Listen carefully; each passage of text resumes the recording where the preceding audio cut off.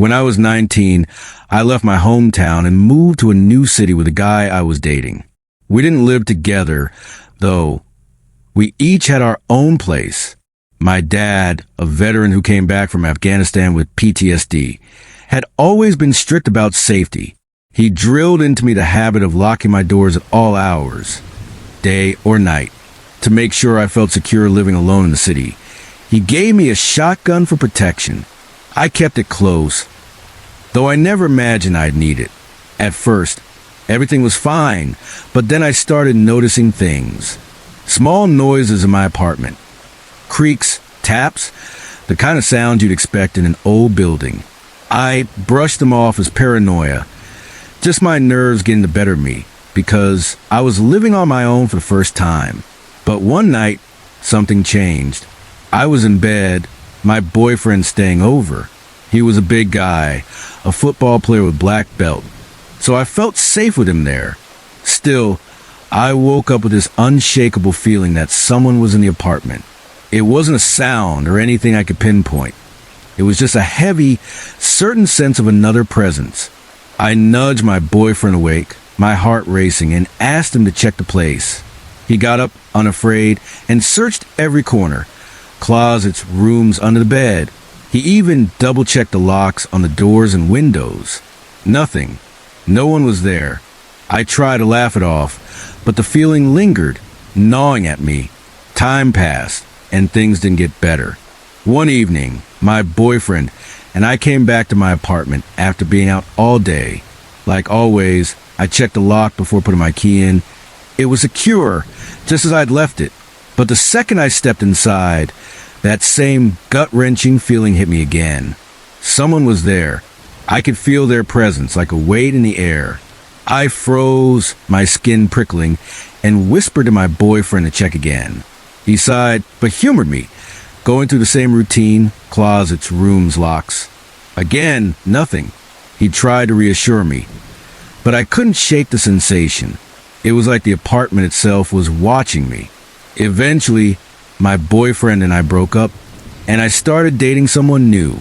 Around that time, I got diagnosed with bipolar disorder, and things spiraled. I hit a crisis point, mood swinging wildly, thoughts racing. One night, my ex showed up at my place with some friends, and he caused a scene, yelling about my new boyfriend. I was furious and humiliated, so I kicked everyone out. Alone, I turned to the bottle, drinking heavily until I blacked out. When I came to, I was standing in front of my bathroom mirror, muttering awful things to myself, tearing myself down. But then I noticed something in the reflection. Figures standing behind me, watching. They were shadowy, indistinct, but undeniably there. My heart stopped. I spun around, but the room was empty. The figures were only in the mirror. After that, seeing these figures became almost routine. It only happened when I was alone, usually in my bedroom. I'd catch them in the doorway, their shapes dark and featureless, just standing there. Sometimes I'd see them in the mirror's reflection, but not in the actual doorway. They were always silent, always watching. I tried to tell myself it was my mind playing tricks, a side effect of my diagnosis or the meds, but it felt too real. Last spring, I went to a small mining village in Virginia with my family to bury my grandmother at our family cemetery. One night in the hotel, I woke everyone up with my screaming. In my dream, I was back in my childhood home, and a shadow figure, like the Slender Man but worse, stood before me. Its mouth open impossibly wide, and a deafening blast of TV static poured out, so loud it felt like my head would split. I was shaken for months, my anxiety spiking every time I thought about it. For a long time, the figures only appeared when I was alone, either in my room or sometimes when I was driving at night. My doctor dismissed the driving ones, saying it's common for people to see shapes in the dark while driving, but that didn't ease my fear. I started sleeping with the lights on, hoping it would keep them away, but then they started showing up even when I wasn't alone. I'd see them when I visited my mom or when my current boyfriend was spending the night. I'd point them out to him, my voice trembling, but he never saw anything. He'd hold me, trying to calm me down, but I could tell he was starting to worry. This fall, things got worse. I started experiencing sleep paralysis. The first time, I thought I heard my boyfriend moving around at the foot of the bed. I tried to look, but my body was frozen, locked in place. Then I saw it. A shadow figure, faceless and menacing, walking toward me. It leaned down and placed its hand over my eyes, cold and heavy. I tried to scream, but no sound came out. My chest felt like it was caving in. The second time was even worse. I woke up to hands gripping my shoulders, one of them sliding up to my throat, squeezing until I couldn't breathe. I fought to make any noise, blowing out air in desperate bursts until my boyfriend woke up. He grabbed my hand, shaking me awake, but the grip on my throat tightened, like the figure was angry I was slipping away. When I finally snapped out of it, I was sobbing, clinging to him. These figures are almost always men, their faces blank, no eyes or mouths, just smooth darkness. Sometimes there's just one. Other times, there are many crowding the doorway or surrounding me. They feel menacing, like they want to hurt me. Once, I woke up to the sensation of a woman's presence, her anger crashing over me like a wave. She threw herself onto me, her weight pinning me to the bed. I dove under the covers, heart pounding, praying she'd go away. Some nights, the figures feel so real I leap out of bed screaming, my voice raw with terror. Other times, they're faint enough that I can ignore them, pretending they're just shadows in my mind.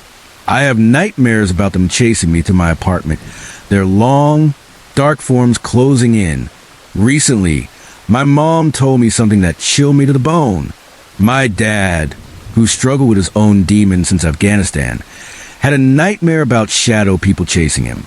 It shook him badly, worse than I'd ever heard. The meds my doctors prescribed don't stop the figures. They don't know why I keep seeing them, and I'm starting to lose hope they ever will. Lately, the figures have started doing something new, waving at me from my doorway, their movements slow and deliberate, like they're taunting me. It's unsettling, like they're getting bolder, more real. I'm a 26-year-old guy living in Richmond, Virginia. I never thought I'd be dealing with something like this. It's not the life I imagined, but here I am, caught in this nightmare I can't escape. The shotgun my dad gave me still sits in my closet, but it's useless against these things. They're not flesh and blood. There's something else, something I don't understand.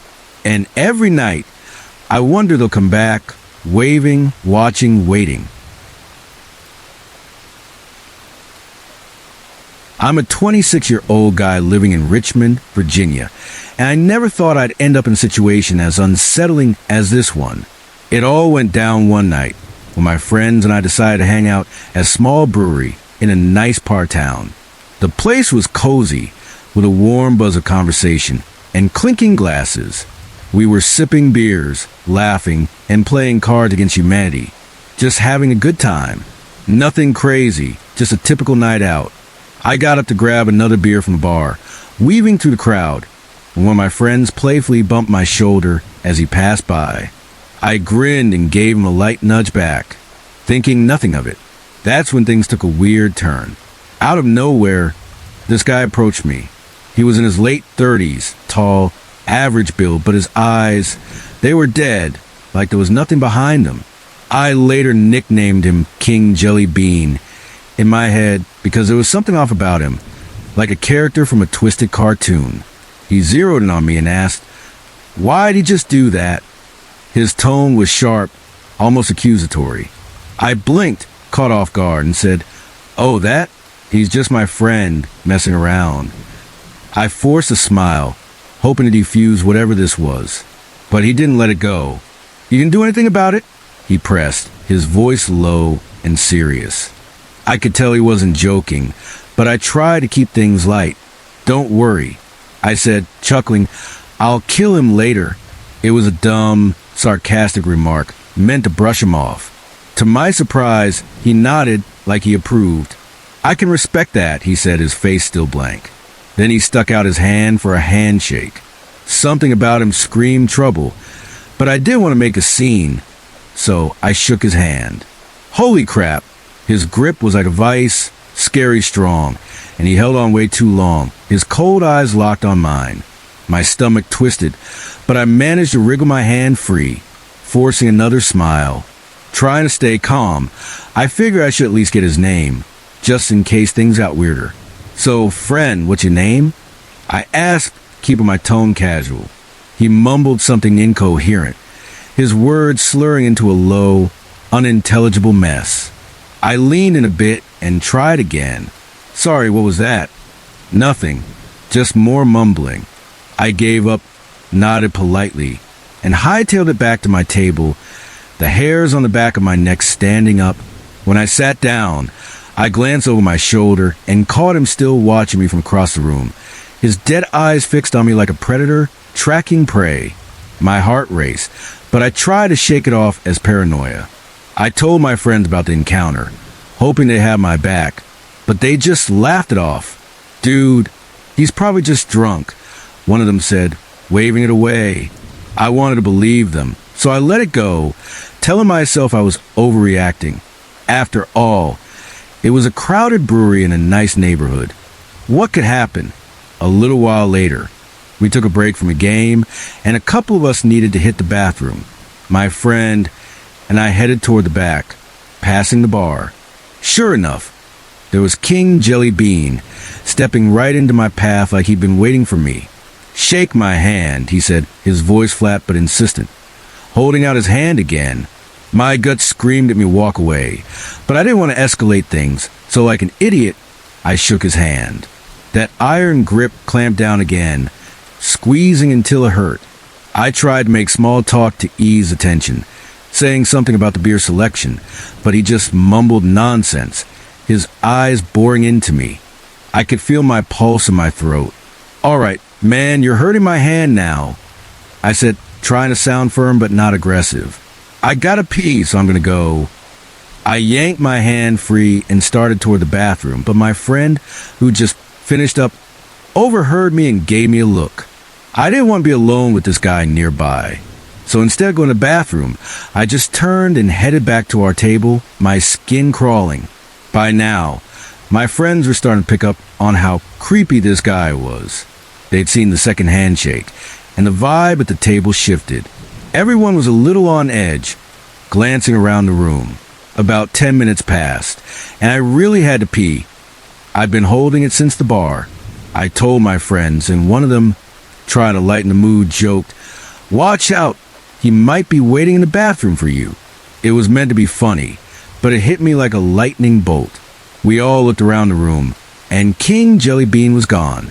We were sitting near the exit, and we hadn't seen him leave. My stomach dropped.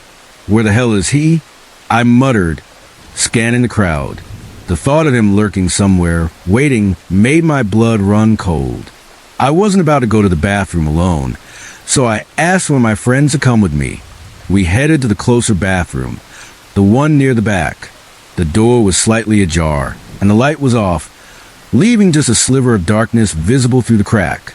I nudged the door open a few inches, peering inside. It was pitch black, with only the vague outlines of the sink and stalls. Something felt wrong, like the air was too still. I turned to my friend and whispered, "Dude, I don't know, it just feels off." He started to say something, but I didn't hear it. Out of the corner of my eye, I saw the door swing open, and there he was, King Jelly Bean, standing alone in the dark doorway, staring at me with the creepiest smile I've ever seen. His teeth gleamed in the dim light, and his eyes were like black holes, empty and unblinking. My heart stopped. "Oh, hell no!" I yelled, my voice cracking with panic.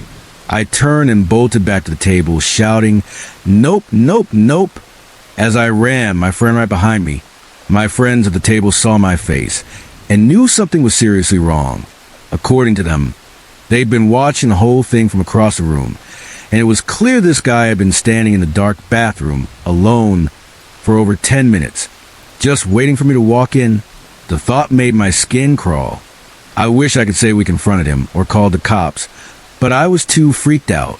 My mind was screaming at me to get out of there. We grabbed our coats, threw some cash on the table, and got the hell out of the brewery as fast as we could. As we spilled out onto the street, my heart was still pounding. I kept looking over my shoulder, half expecting to see him following us, that creepy smile plastered on his face. We didn't stick around to find out what he wanted or what might have happened if I'd gone into that bathroom alone. The whole thing left me shaken, wondering who this guy was and why he'd singled me out. I'm just glad I didn't have to find out what he was capable of, and I hope no one else does either. I'm a nurse working on a hospital wing, and while I've seen my share of strange things, nothing compares to what happened one night with a patient who passed away unexpectedly. She was a terminal cancer patient, but her condition wasn't critical enough for us to expect her death that night. She'd been fighting a long battle, and everything was arranged for a transfer to a new facility the next morning. Her husband had plans to meet her there, and all the paperwork was in order. When I checked on her earlier, she was in good spirits, sitting up in bed, chatting lightly. Her vitals were stable, and her assessment showed no red flags. She took her medications as usual, told me she was going to watch the news, and then take a nap. I smiled, adjusted her pillow, and left her to rest, feeling confident she was comfortable. About an hour later, I went back to check on her. The room was quiet, the soft glow of the TV casting shadows on the walls. I moved carefully, not wanting to disturb her if she was sleeping. I checked her 4-line, made sure her water pitcher and call button were within reach, and adjusted her bedside table. Then I noticed something off. She was sitting up, her hand resting on the side rail, her head slightly tilted as if she dozed off, but she was too still. My heart sank as I leaned closer, checking for any sign of breathing. There was none. No heartbeat, no rise and fall of her chest. Unlike most patients who pass, her mouth wasn't open, and she didn't have that vacant look. She looked peaceful, almost like she was just napping. I stood there frozen, hoping I was wrong, that she'd stir any second. I called a co-worker to confirm, my voice shaking as I explained what I'd found. She checked and nodded solemnly. Our patient was gone. I tried to stay professional, but it hit me hard. I attempted to contact her husband, but he didn't answer, so I left a message and started the paperwork, all while tending to my other patients. The ward was busy, and I had to keep moving, but the weight of her passing lingered in my chest. A few minutes later, I was at the central desk, updating charts, when another nurse asked, "Where were you just now?" I told her I'd been down the hall, administering meds. I noticed 2 other nurses exchange a quick glance, their faces unreadable. Nurses can be weird sometimes. So I didn't think much of it and went back to my duties, focusing on patient education at the far end of the ward. Then the charge nurse came to find me. I assumed it was about the husband calling back, but her expression told me it was something else. She pulled me aside and explained what had been happening while I was busy. Apparently, there had been several phone calls coming from the deceased patient's room to the central station. No one spoke on the other end, just heavy, uneven breathing, like someone was holding the receiver but saying nothing. My stomach twisted. It's got to be a prank, right? I said, trying to laugh it off, but my voice wavered. The charge nurse didn't smile. She led me to the desk, and as we stood there, the phone rang again. I glanced at the caller ID, and my blood ran cold. It was her room number. I hesitated, then picked up the receiver. Nothing but that same eerie breathing, slow and deliberate. I hung up quickly, my hands trembling. I gathered my courage and went to check the room. The door was closed, just as we left it. I pushed it open slowly, the hinges creaking in the silence. The patient was still there, unchanged, her body still in that serene, seated position, looking like she was just asleep. The phone was neatly placed on the bedside table, exactly where it belonged. The TV was off now, its screen dark. I checked the bathroom, half expecting to find someone hiding, but it was empty. My heart was pounding. but I didn't want to seem rattled in front of the others. "I'm leaving the door halfway open," I said to no one in particular, my voice louder than I meant it to be, as I stepped back into the hall. After that, the phone call stopped, but the night only got stranger. For the next hour, alarms went off in empty rooms down the hall, their shrill beeps echoing through the ward. Call lights flickered on for patients who couldn't move, their buttons untouched.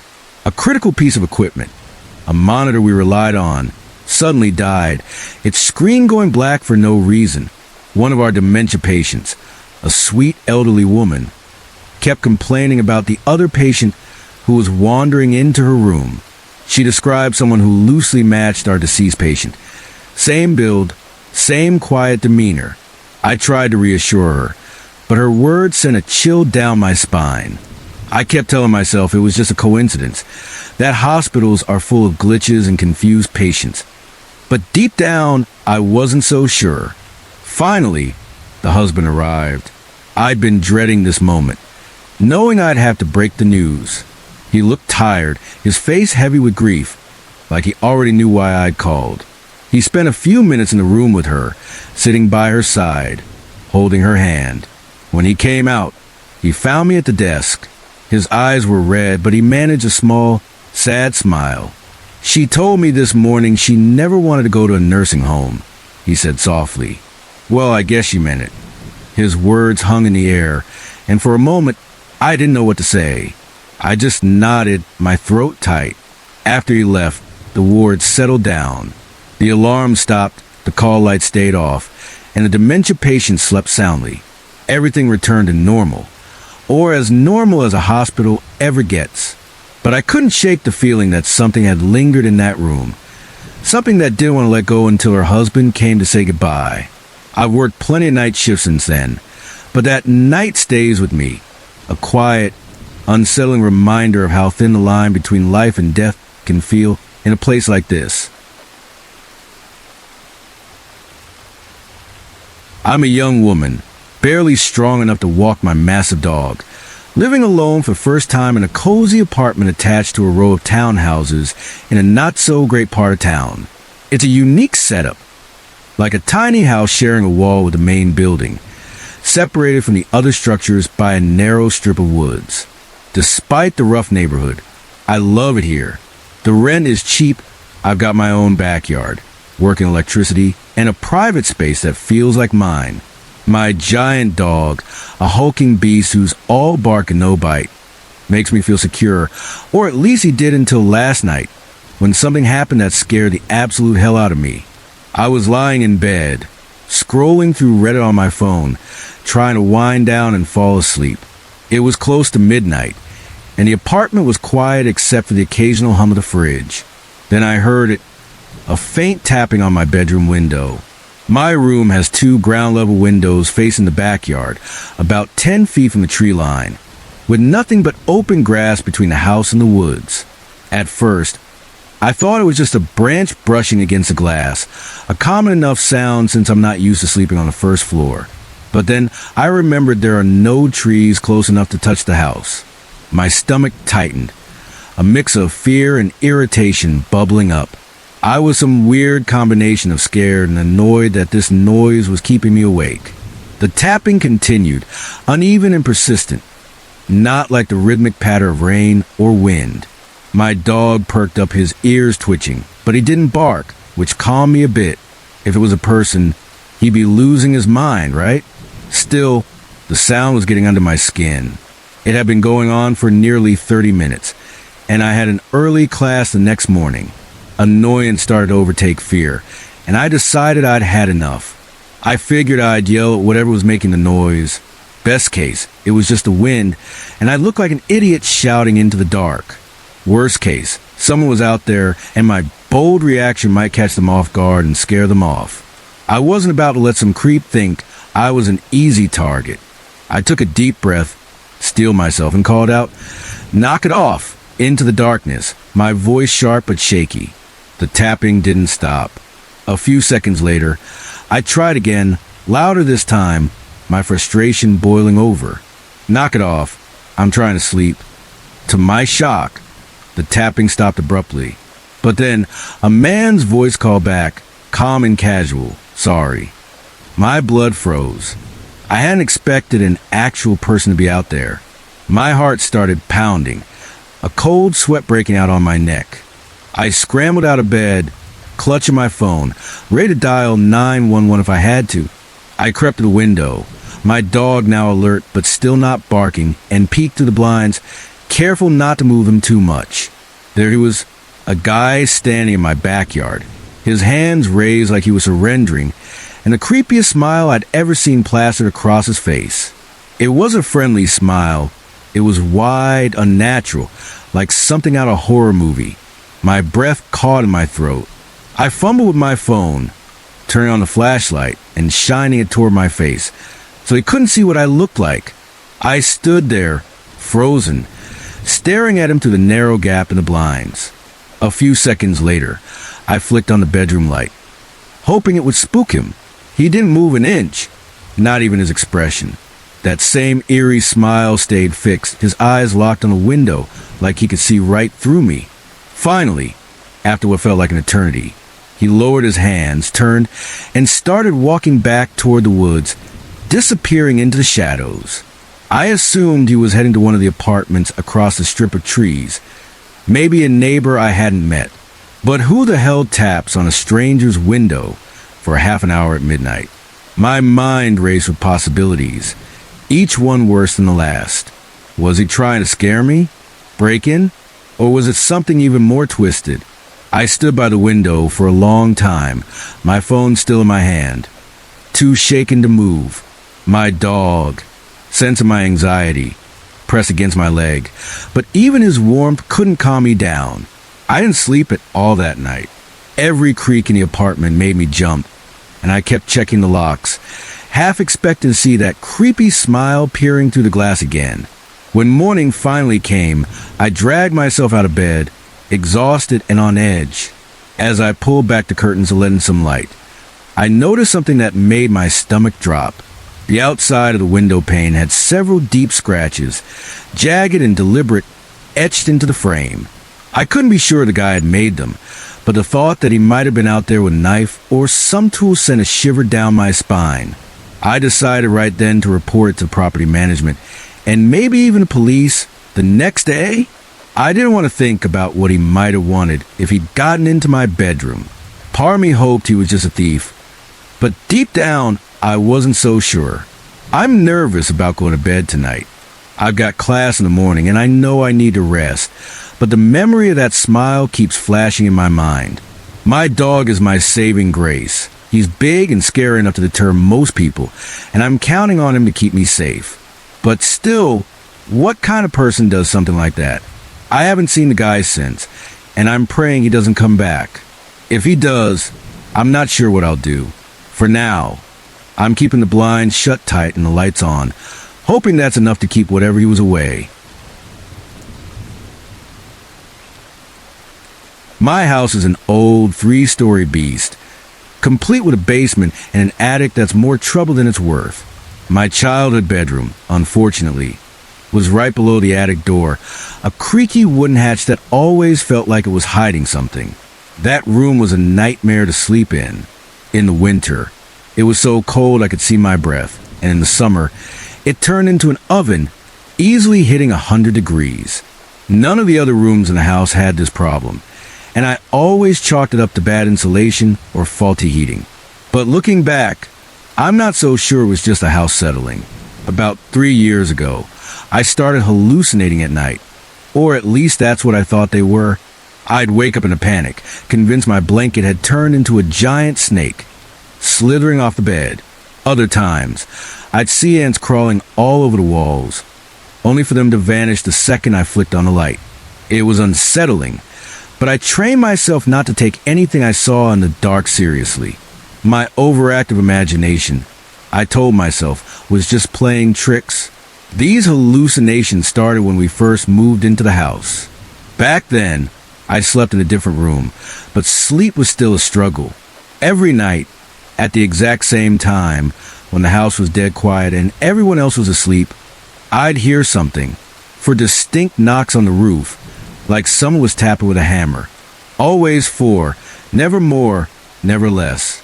It wasn't loud enough to wake anyone else, but it was enough to keep me staring at the ceiling, my heart racing. This went on for about a week before it stopped, and I never told anyone. Who would believe me? I wasn't even sure it was real. Other small things happened, too, especially when I was upstairs alone. My bedroom door would swing open or shut on its own, the hinges groaning softly. I'd blame the wind, even though the windows were usually closed. But what really got at me was my dog. He's a loyal mutt who spends most of his time in my room, curled up at the foot of my bed. Every time the door moved, he'd perk up, his ears twitching, and let out a low growl. After the third time, I couldn't pretend it was a coincidence anymore. His reaction made it feel too real, like he was sensing something I couldn't. From then on, I avoided going upstairs alone whenever possible. The whole upper floor started to feel wrong, like the air was heavier up there. Then things got worse. One day, I was home alone, and it wasn't even night, just broad daylight, the sun streaming through the windows. I was downstairs in the living room, sprawled on the couch, watching TV with my dog snoozing next to me. Out of nowhere, I heard a scraping sound from upstairs, like something heavy was being dragged across the floor. Then came a clicking, like dog nails tapping on hardwood. My pulse quickened. My dog was right here with me. So what the hell was making that noise? I tried to ignore it, turning up the TV volume, but the sounds didn't stop. They grew more distinct. Doors opening and closing, lights flicking on and off, the soft thuds of movement. It was like someone or something was pacing up there, rummaging through the rooms. I sat frozen, my hands gripping the remote, telling myself it was just the house creaking or maybe a squirrel in the attic. But my dog wasn't buying it. He lifted his head, his eyes locked on the ceiling, and then he did something that sent a chill down my spine. He got up, trotted to the stairs, and started climbing, his tail low but his steps deliberate, like he was going to confront whatever was up there. That's when I knew this wasn't in my head. My dog wasn't afraid of much, and the fact that he was drawn to the noise, like he recognized it, scared the absolute hell out of me. I turned the TV even louder, trying to drown out the sounds, but they kept going, scraping, clicking, thudding. I couldn't bring myself to follow him upstairs. I just sat there, my heart pounding, pretending it wasn't happening. Eventually, the noises stopped, and my dog came back down, looking unbothered. But I put off going upstairs for as long as I could. That night, I had to go to bed, and the darkness made everything worse. I lay in my room, staring at the ceiling, unable to sleep. The house felt too quiet, like it was holding its breath. Then I noticed something. A black square in the corner of my vision. The attic door, that creaky hatch above my room, was halfway open. My stomach dropped. No one had been up there in years. We didn't even store anything in the attic, just insulation and cobwebs.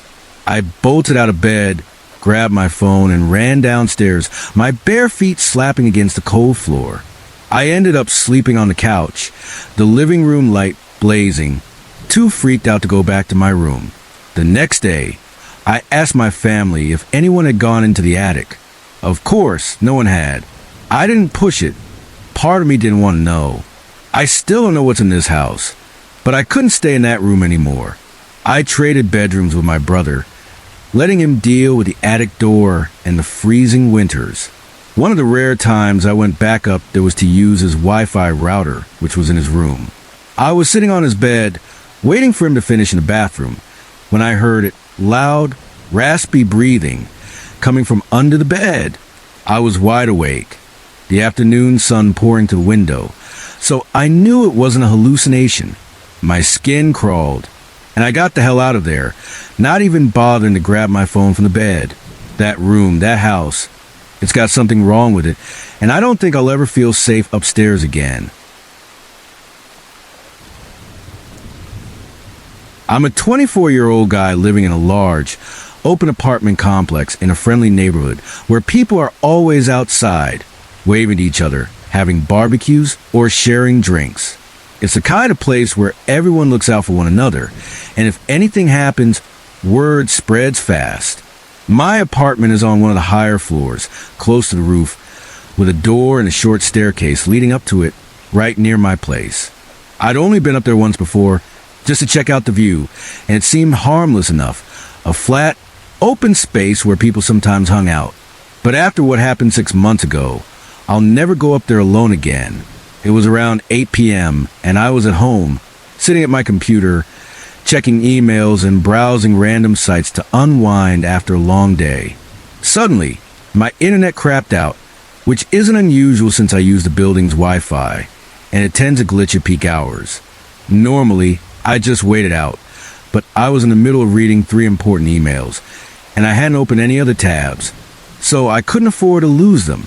I decided to head to a friend's place in another building nearby. They're always cool about letting me use their internet when mine goes down, so I grabbed my phone and keys and stepped into the hallway. As I locked my door, I heard a loud thump from above, like something heavy had landed on the roof. It startled me, but I brushed it off, figuring it was just someone up there drinking or messing around. It happens sometimes. People like the roof for late-night hangouts. I made my way downstairs and out of the building, but as I stepped outside, I heard another sound, a sharp rattle, like metal shaking, coming from a roof. I glanced up, squinting into the darkness, but couldn't see anything. My gut twitched with unease, but I told myself it was probably just a clumsy drunk tripping over a chair or something. Shaking my head, I kept walking toward my friend's place. A few minutes later, as I neared their building, I heard a rustling in a nearby bush. My heart skipped a beat, but I forced myself to stay calm. It's just a cat or a lizard, I thought, quickening my pace. I got to my friend's building and sat down on the curb near the entrance, pulling out my phone to pick up where I'd left off of my emails. The street was quiet, the only sound the faint hum of traffic in the distance. I was about 5 minutes into reading when I heard another rattle, this time closer, like something was moving nearby. My skin prickled, and a bad feeling started creeping up my spine, but I kept my eyes on my phone, trying to focus. Then, out of instinct, I looked up at the roof of the building.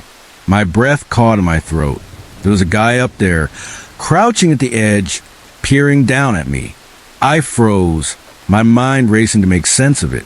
He was wearing tattered pants and a black hoodie. But what stood out was his face, or a lack of one. He had on a white party store mask, the kind you'd see at a cheap Halloween costume shop, with huge, hand-drawn smile scrawled across it in black marker. The sight sent a jolt of fear through me. But I tried to play it cool, telling myself he was just some weirdo enjoying the view. I forced a nervous laugh and shone my phone's flashlight at him, hoping to get a better look. The mask's creepy smile seemed to glow in the light, and his head tilted slightly, like he was studying me.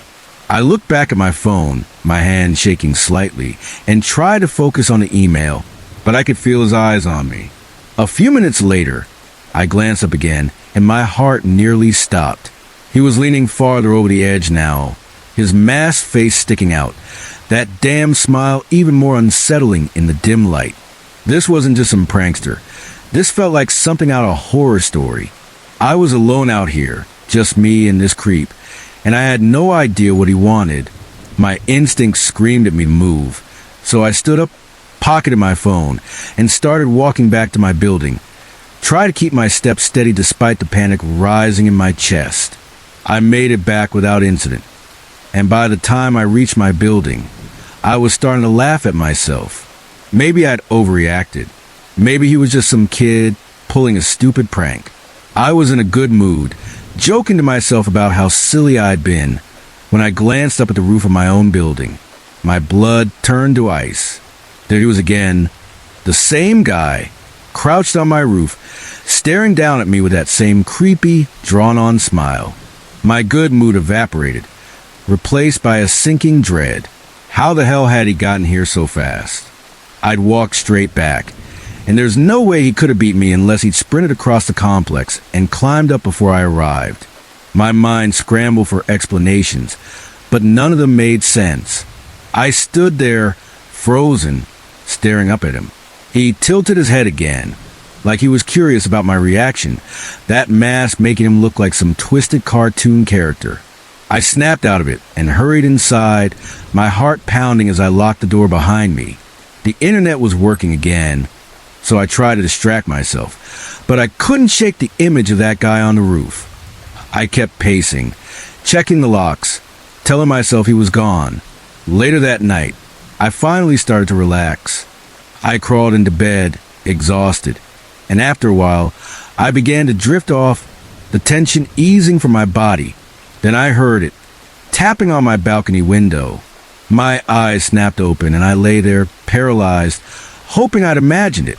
The sound came again, soft but deliberate, like someone was rapping their knuckles against the glass. My apartment's on a high floor, so there's no way anyone could be out there unless they climbed down from the roof. I forced myself to get up, my legs shaky, and crept toward the balcony's glass door. My hands trembled as I gripped the curtain, hesitating. I took a deep breath and yanked it back. I screamed. There he was, the guy I'd started calling Roofman in my head, hanging upside down from the roof, his masked face pressed close to the glass, that damn smile staring right at me. His head tilted again, like he was amused by my terror. I stumbled back, my scream echoing in the quiet apartment. He climbed down onto the balcony, his movements slow and deliberate, and knocked on the glass door, like he was politely asking to be let in. My heart was in my throat, but I didn't move. He knocked again, harder this time, the sound sharp and insistent. When I still didn't respond, he started banging, lightly at first, then with more force, until he rammed his body into the glass. The door cracked, a spiderweb of fractures spreading across it, that snapped me out of my stupor. I scrambled to my front door, fumbling with the lock, my hands slick with sweat. I heard the glass shatter behind me as I flung the door open and ran into the hallway, my bare feet slapping against the cold floor. I sprinted to my neighbor's apartment and pounded on the door, my breaths coming in ragged gasps.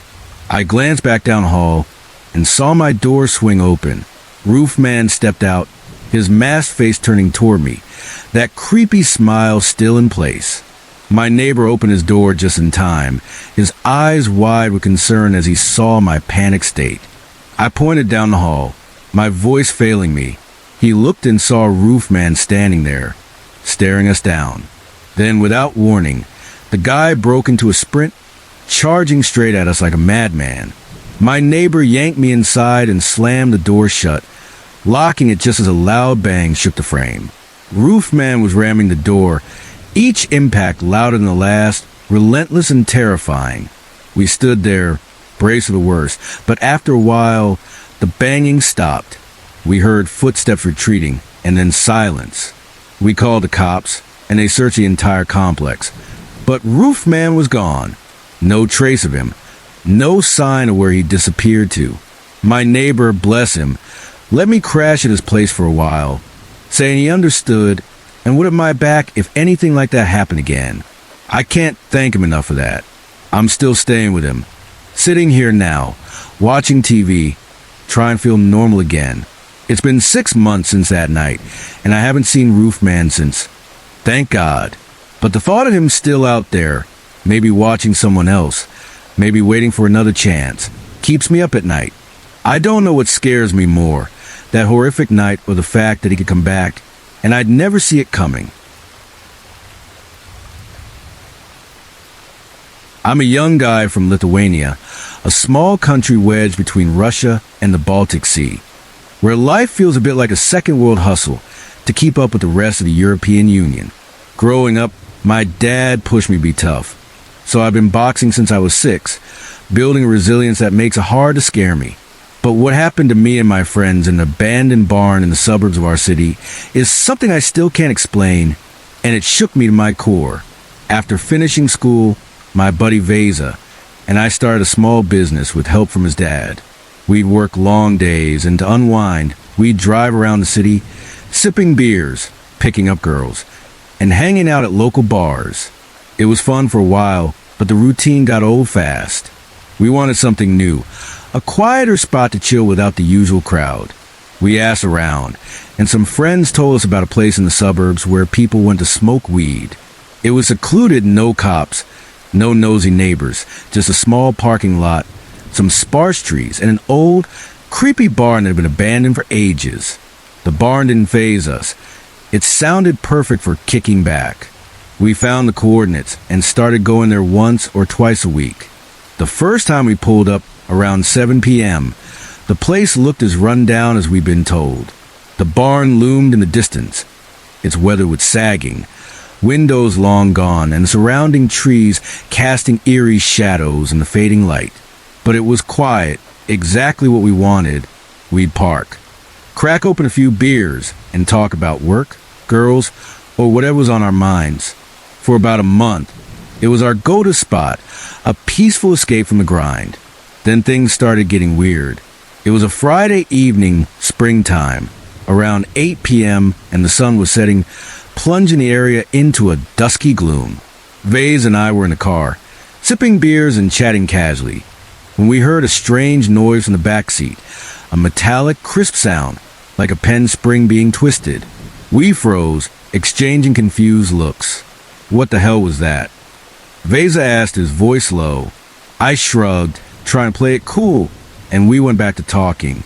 But the sound kept going, growing louder, more insistent, until it started creeping us out.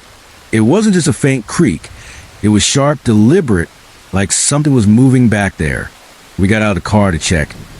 Our boots crunching on the gravel. The air felt heavy, the silence of the suburbs pressing in around us. We opened the back doors, peered inside, and found nothing. No loose springs, no junk, just our empty beer cans. The second we stepped back, the noise stopped like it had been waiting for us to look. I suggested it might be the seat spring settling, a weak excuse, but it calmed us down enough to get back in the car. The rest of the evening passed without incident, and we laughed it off, chalking it up to the car being old. 3 or 4 days later, we went back to the barn, this time too tired to talk much. We brought my laptop to watch a movie, the screen's glow lighting up the car's interior as the darkness deepened outside. We were about 20 minutes into the film when that damn metallic sound started again, louder than before, sharp and grating. Vase's eyes widened. What the hell is that noise? He said, his voice tight with unease. I tried to stay calm, not wanting to freak him out more. Stay here, I told him. I'll check the trunk. I stepped out, the cool night air hitting my face, and popped the trunk. The second I did, the sound stopped, just like last time. I stood there, staring into the empty trunk, my heart beating a little faster. Seat springs couldn't make a noise that loud, and the car's engine had been off for ages. So it wasn't that either. I got back in the driver's seat, trying to act unfazed. Well, that was some weird shit, I said, forcing a laugh. Before Vesa could respond, my phone, which was in my pocket, started ringing. I pulled it out, expecting a friend's name on the screen, but there was no caller ID, just a blank black display. The ringtone wasn't even mine. It was some eerie, unfamiliar chime that made my skin crawl. I held the phone, staring at it as it rang in my hand, the screen still dark. Then it stopped right as I unlocked it.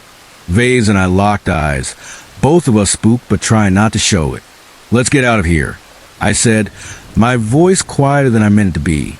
We drove home, the silence between us heavy. Neither of us wanted to admit how much that had rattled us.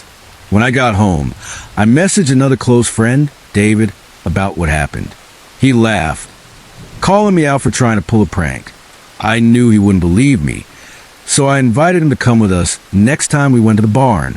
You'll see, I told him. I didn't know it then, but that would be the last damn time I ever set foot in that place. Almost 2 weeks later, we went back. It was around 9 p.m., the sky pitch black, the barn a shadowy, hulking shape in the distance. I was driving. Vesa was in the front passenger seat, and David sat in the middle of the back seat, joking about how we were wasting his time. We were laughing, talking about girls, and making fun of each other, the mood light despite the creepy setting. Then that metallic spring sound started again, softer this time, but unmistakable. I told everyone to quiet down, and we listened, the noise echoing in the car's confined space. David smirked. "You guys are kidding, right? This is the lamest trick I've ever seen," he said, rolling his eyes. Vase and I snapped back. "We're not doing this." Our voices were sharp, and I could feel my pulse quickening. Before we could argue further, my phone rang again, that same creepy ringtone cutting through the silence. I pulled it out, and just like before, the screen was black, no caller ID. I showed it to David, who leaned forward, his smirk fading. Then Vase's phone started ringing, too, with the exact same ringtone. My stomach dropped. "Okay, this is really weird," David said, his voice cracking. "We should get out of here, guys." I tried to play it tough, mocking him. "What? You're not scared, are you?" But inside, I was freaking out, adrenaline surging through me. Then the most terrifying thing I've ever experienced happened. My phone made a sound, not a ring, but a voice, low and echoing, like it was coming from somewhere deep inside the device. "You don't belong here," it said, clear as day, but it wasn't my voice, Vase's, or David's. It was something else, cold and inhuman. My body went rigid, every hair standing on end. It felt like the temperature in the car dropped 20 degrees in a second. Vase's breath was visible in the air, and David's face turned pale, his eyes wide with shock. There was no way we could have faked that. The voice cut through us like a knife, and we all felt it. The raw, primal fear of something we couldn't understand. Panic took over. I fumbled with the keys, trying to start the car, but the engine wouldn't turn over. "What the hell, dude, go." Vasa shouted, his voice breaking. David was yelling, too, his hands gripping the back of my seat. I kept turning the key, my hand shaking, until finally the engine roared to life. The headlights flicked on, and what we saw in that moment froze us to our cores. 3 shadowy figures stood directly in front of the car, their forms dark and indistinct, like they were made of smoke or ink. They weren't people, not exactly. They had no faces, no features, just tall, looming shapes that seemed to absorb the light. My heart was pounding so hard I could hear in my ears. I switched the headlights off, my hands moving on instinct, and floored the gas, the tires screeching as we peeled out of the parking lot. It was hard to see without the lights, but I didn't care. I just needed to get away. A few seconds later, I turned the headlights back on, praying the figures were gone.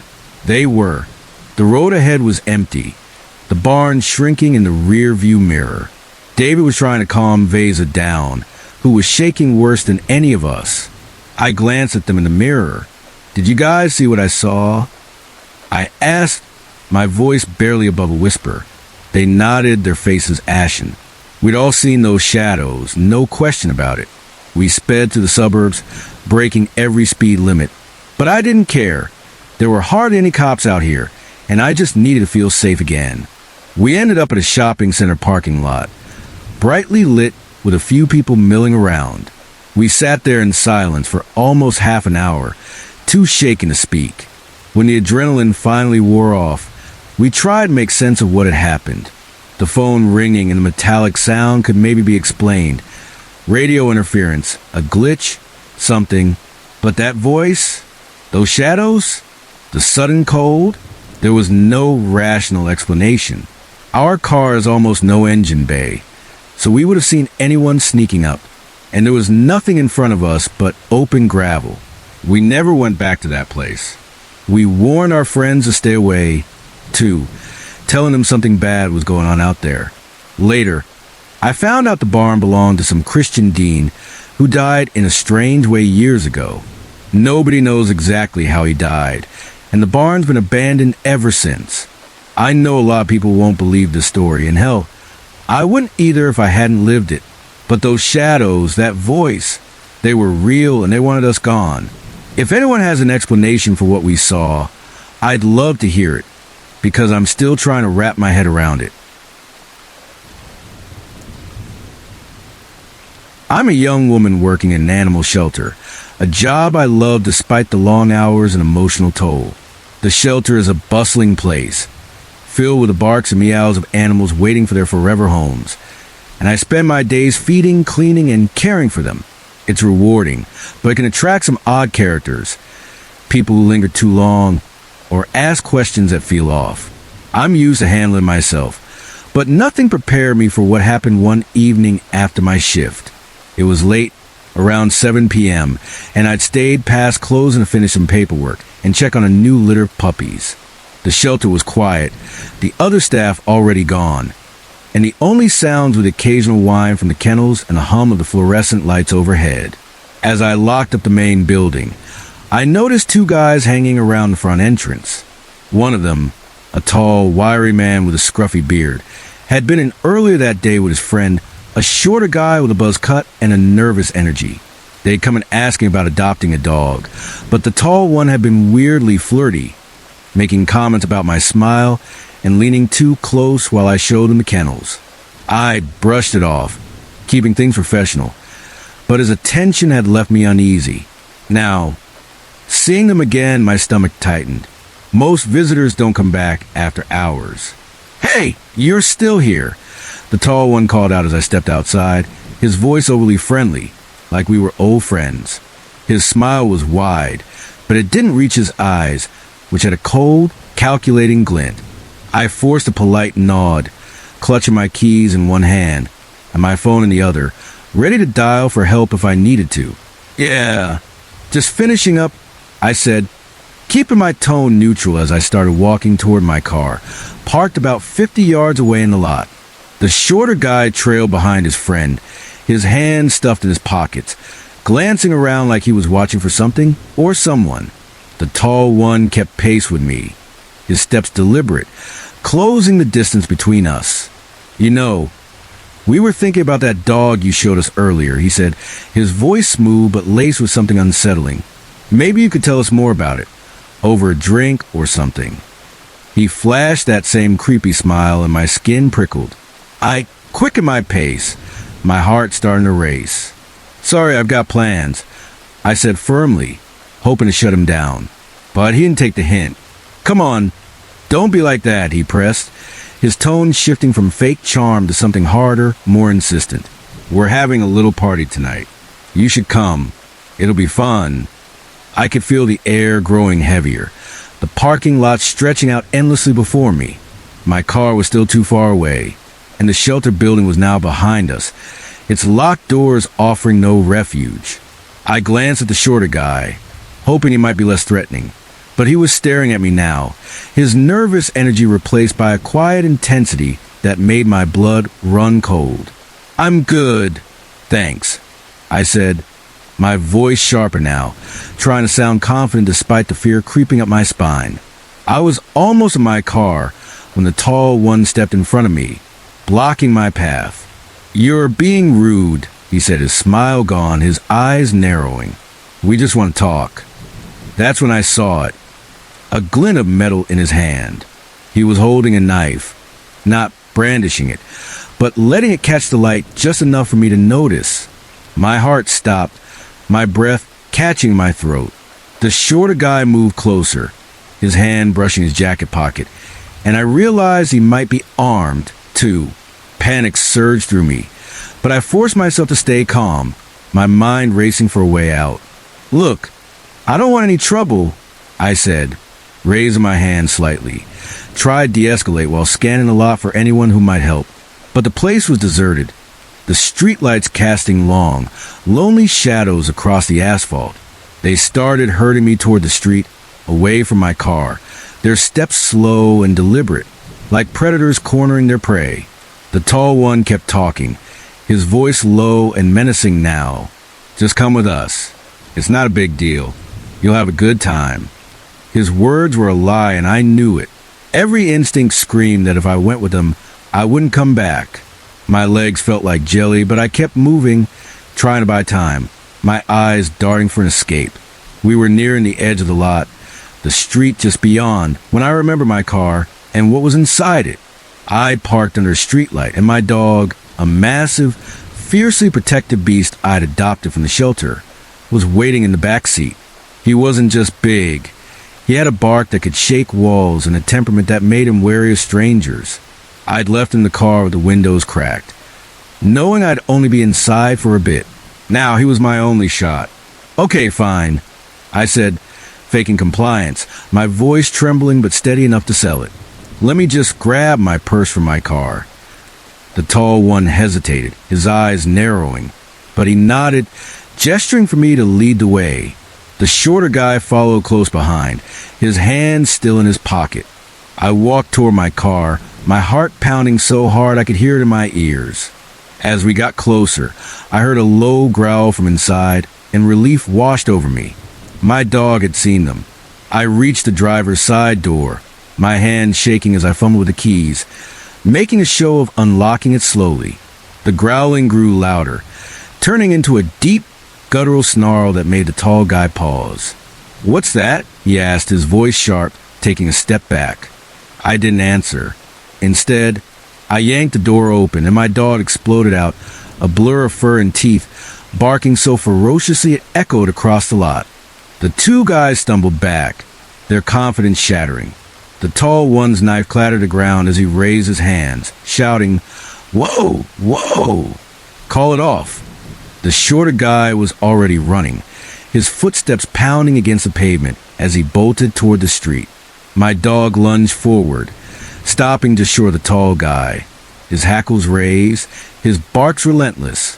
I grabbed his collar, holding him back, but I let him keep barking, his massive presence enough to make the guy's face drain of color.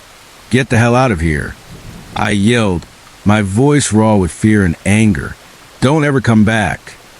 The tall guy didn't need to be told twice. He turned and sprinted after his friend, disappearing into darkness beyond the streetlights. I stood there, clutching my dog's collar, my legs trembling so badly I thought I'd collapse. My dog quieted down, pressing his warm body against me, his tail wagging slightly as if to say he had my back. I climbed into the car, locked the doors, and sat there for a moment, my hands gripping the steering wheel, trying to catch my breath. The knife was still on the ground, glinting in the streetlight, but I wasn't about to touch it. I started the engine and drove straight home, my dog steady breathing in the back seat, the only thing keeping me grounded. When I got home, I called my boss and told her everything. She was horrified and promised to file a police report and ban the guys from the shelter. I gave her their descriptions, every detail I could remember, from the tall one's scruffy beard to the shorter guy's buzz cut and nervous twitch. The police came by the next day, but they didn't have much to go on without names or clear evidence, though they took the knife for fingerprints. I haven't seen those guys since, and I hope to God I never do. Work feels different now, though. I'm hyper aware of every visitor, every lingering glance. I keep my dog with me whenever I close up, and I've started carrying pepper spray, just in case. Those guys wanted something bad. I don't know what, and I don't want to. All I know is I'm alive because of my dog, and I'll never take him for granted again.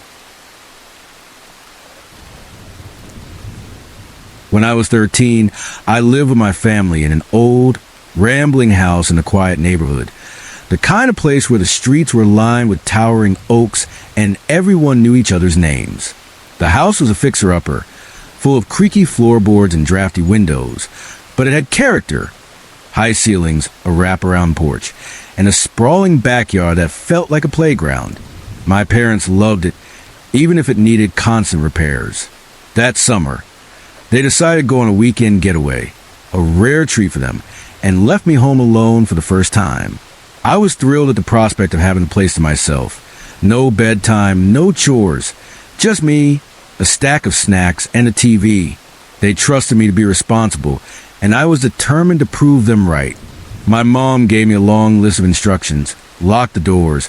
Don't open them for strangers. Call the neighbors if anything goes wrong.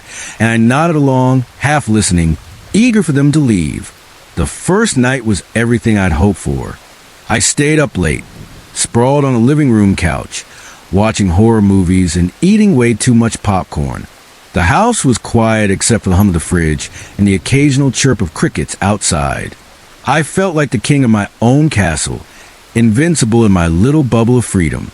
Around midnight, I started to get sleepy, so I turned off the TV, grabbed a glass of water, and headed to the kitchen to rinse out my popcorn bowl. The kitchen was at the back of the house, with a big window overlooking the backyard and a door leading outside. I was standing at the sink, the water running, when I heard it, a soft click, like a latch being undone. My heart skipped a beat, but I told myself it was just the house settling, a sound I'd heard 100 times before. Then I heard another noise, this one unmistakable, a faint creak from the back door, like someone was easing it open. The hairs on the back of my neck stood up, and I froze, the dish sponge still in my hand, water dripping onto the counter. I turned off the faucet, the silence suddenly deafening, and strained to listen. There was again a slow, deliberate creak, followed by the soft thud of a footstep on the hardwood floor. My stomach dropped, a cold wave of fear washing over me.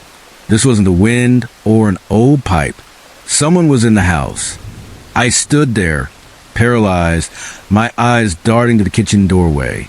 The light from the living room spilled into the hall, casting long shadows that seemed to shift and sway. My mind raced, trying to remember where I'd left my phone. On the couch, too far away. The back door was just a few feet from me, and I could hear more sounds now. Quiet, careful steps, like someone was trying not to be heard. I wanted to scream, to run, but my legs felt like they were glued to the floor.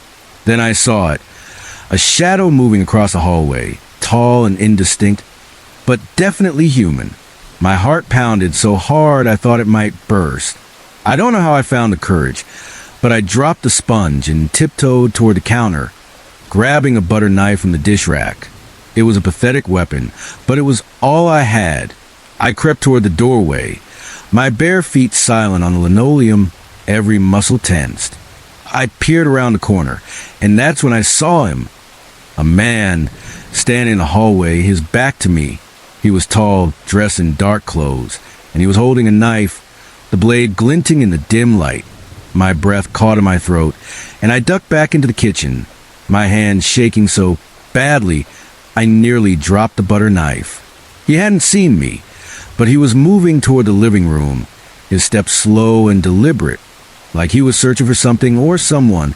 Panic took over, but I forced myself to think. I couldn't stay in the kitchen. It was a dead end, with only the back door as an exit, and he'd come in that way.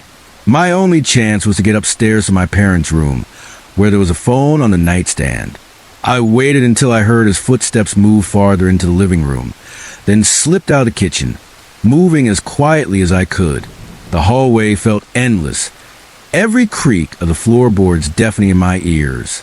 I reached the staircase and started climbing, my hands gripping the banister, praying the old wouldn't betray me.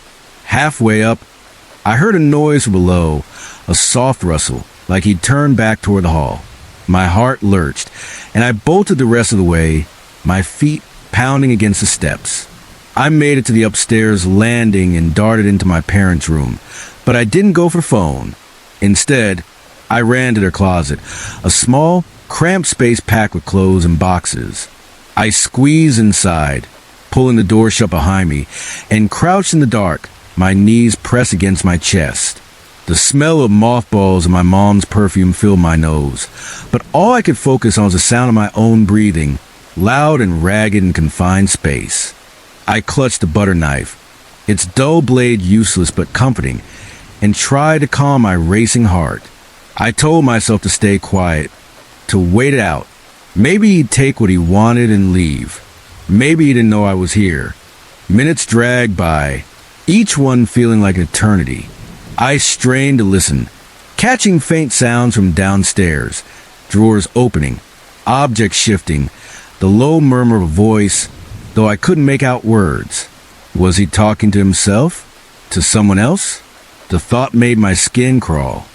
I kept expecting to hear footsteps on the stairs, but they never came. Instead, the noises stayed downstairs, moving from room to room, methodical and unhurried.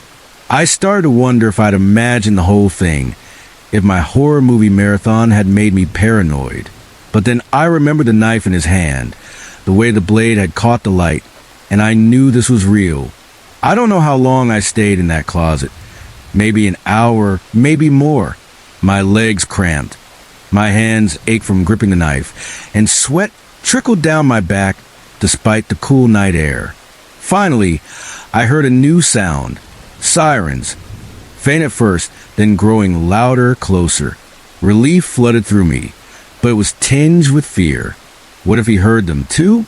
What if he came looking for me? I stayed put, too scared to move, until I heard voices outside, shouts, commands, the crack over radio. The police. I waited, listening as the back door slammed shut, followed by the sound of running footsteps fading into the distance. Then silence. I didn't leave the closet until I heard a loud knock on the front door and a voice calling, "Police! Anyone home?" Even then, I moved slowly, my body stiff and trembling. I crept out of the closet, the butter knife still in my hand, and made my way downstairs. The living room was a mess. Cushions tossed, drawers pulled open, but the man was gone. I opened the front door to find two officers, their faces serious but kind. They told me a neighbor had seen someone sneaking around the back of the house and called 911. They'd caught the guy a few blocks away, trying to hide in the yard. He was a known thief, they said, but what they found on him chilled me to the bone. A key to our back door. No one knew where he'd gotten it or why he had it. The lock had been forced, and my parents swore they'd never given out spares. The police took my statement, and my parents rushed home, wrapping me in hugs and apologies. I didn't sleep that night or the next. The image of that man in the hallway burned into my mind. We changed all the locks, installed a security system, and my parents never left me alone in the house again. Years later, I still don't know what he wanted, money, jewelry, or something worse. The uncertainty haunts me, a nagging fear that he had a plan I'll never understand. All I know is I'm lucky to be alive, and I'll never take being home alone for granted again. I've always been a sleepwalker, ever since I was a kid, but it's usually harmless. Wandering to the kitchen, mumbling nonsense, or rearranging pillows in my sleep. My family's used to it, and I've learned to laugh it off, even if it's a little embarrassing. But what happened when I house sat for my older brother a few years ago was different. It wasn't just sleepwalking. It was something darker, something that still makes my skin crawl when I think about it. My brother and his wife had bought a fixer-upper in a quiet, tree-lined neighborhood, the kind of place where the houses have history and the yards are overgrown with charm. Their house was old, with creaky floors, peeling wallpaper, and a basement that felt like it belonged in a horror movie. They were heading out of town for a week-long vacation, and since I was between jobs, I offered to stay at their place to keep an eye on things, water the plants, feed their cat, make sure the pipes didn't burst. I was excited for a change of scenery, a chance to have a big house to myself, maybe binge some movies and enjoy the peace and quiet.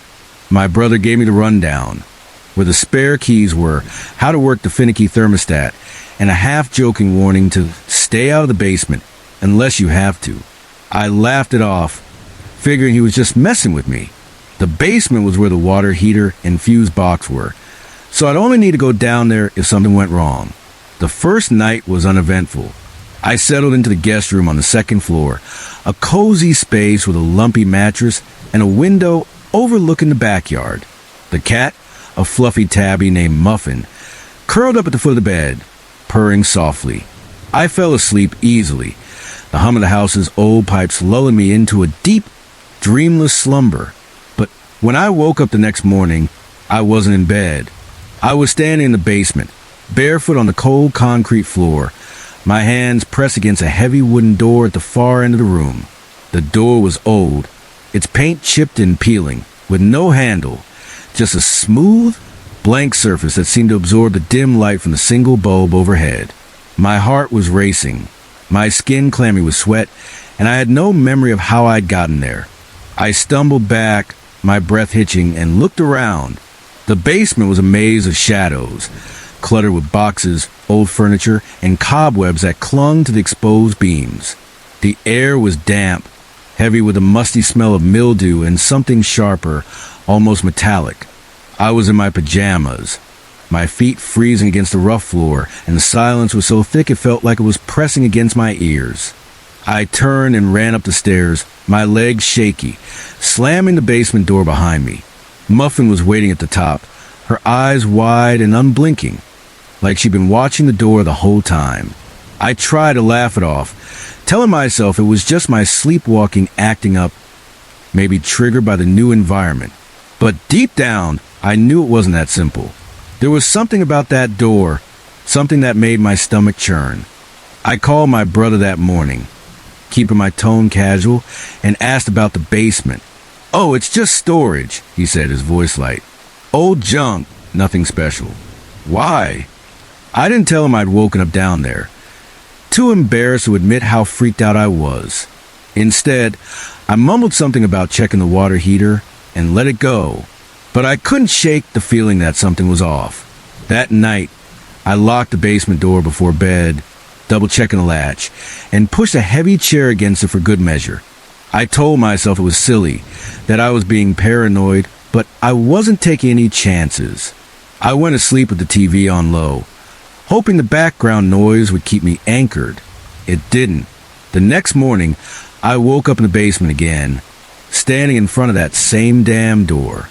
This time, my hands were gripping the edges, like I'd been trying to pry it open. My fingers ached, my nails chipped from scraping against the wood, and there was a faint electric hum in the air, like static crawling over my skin.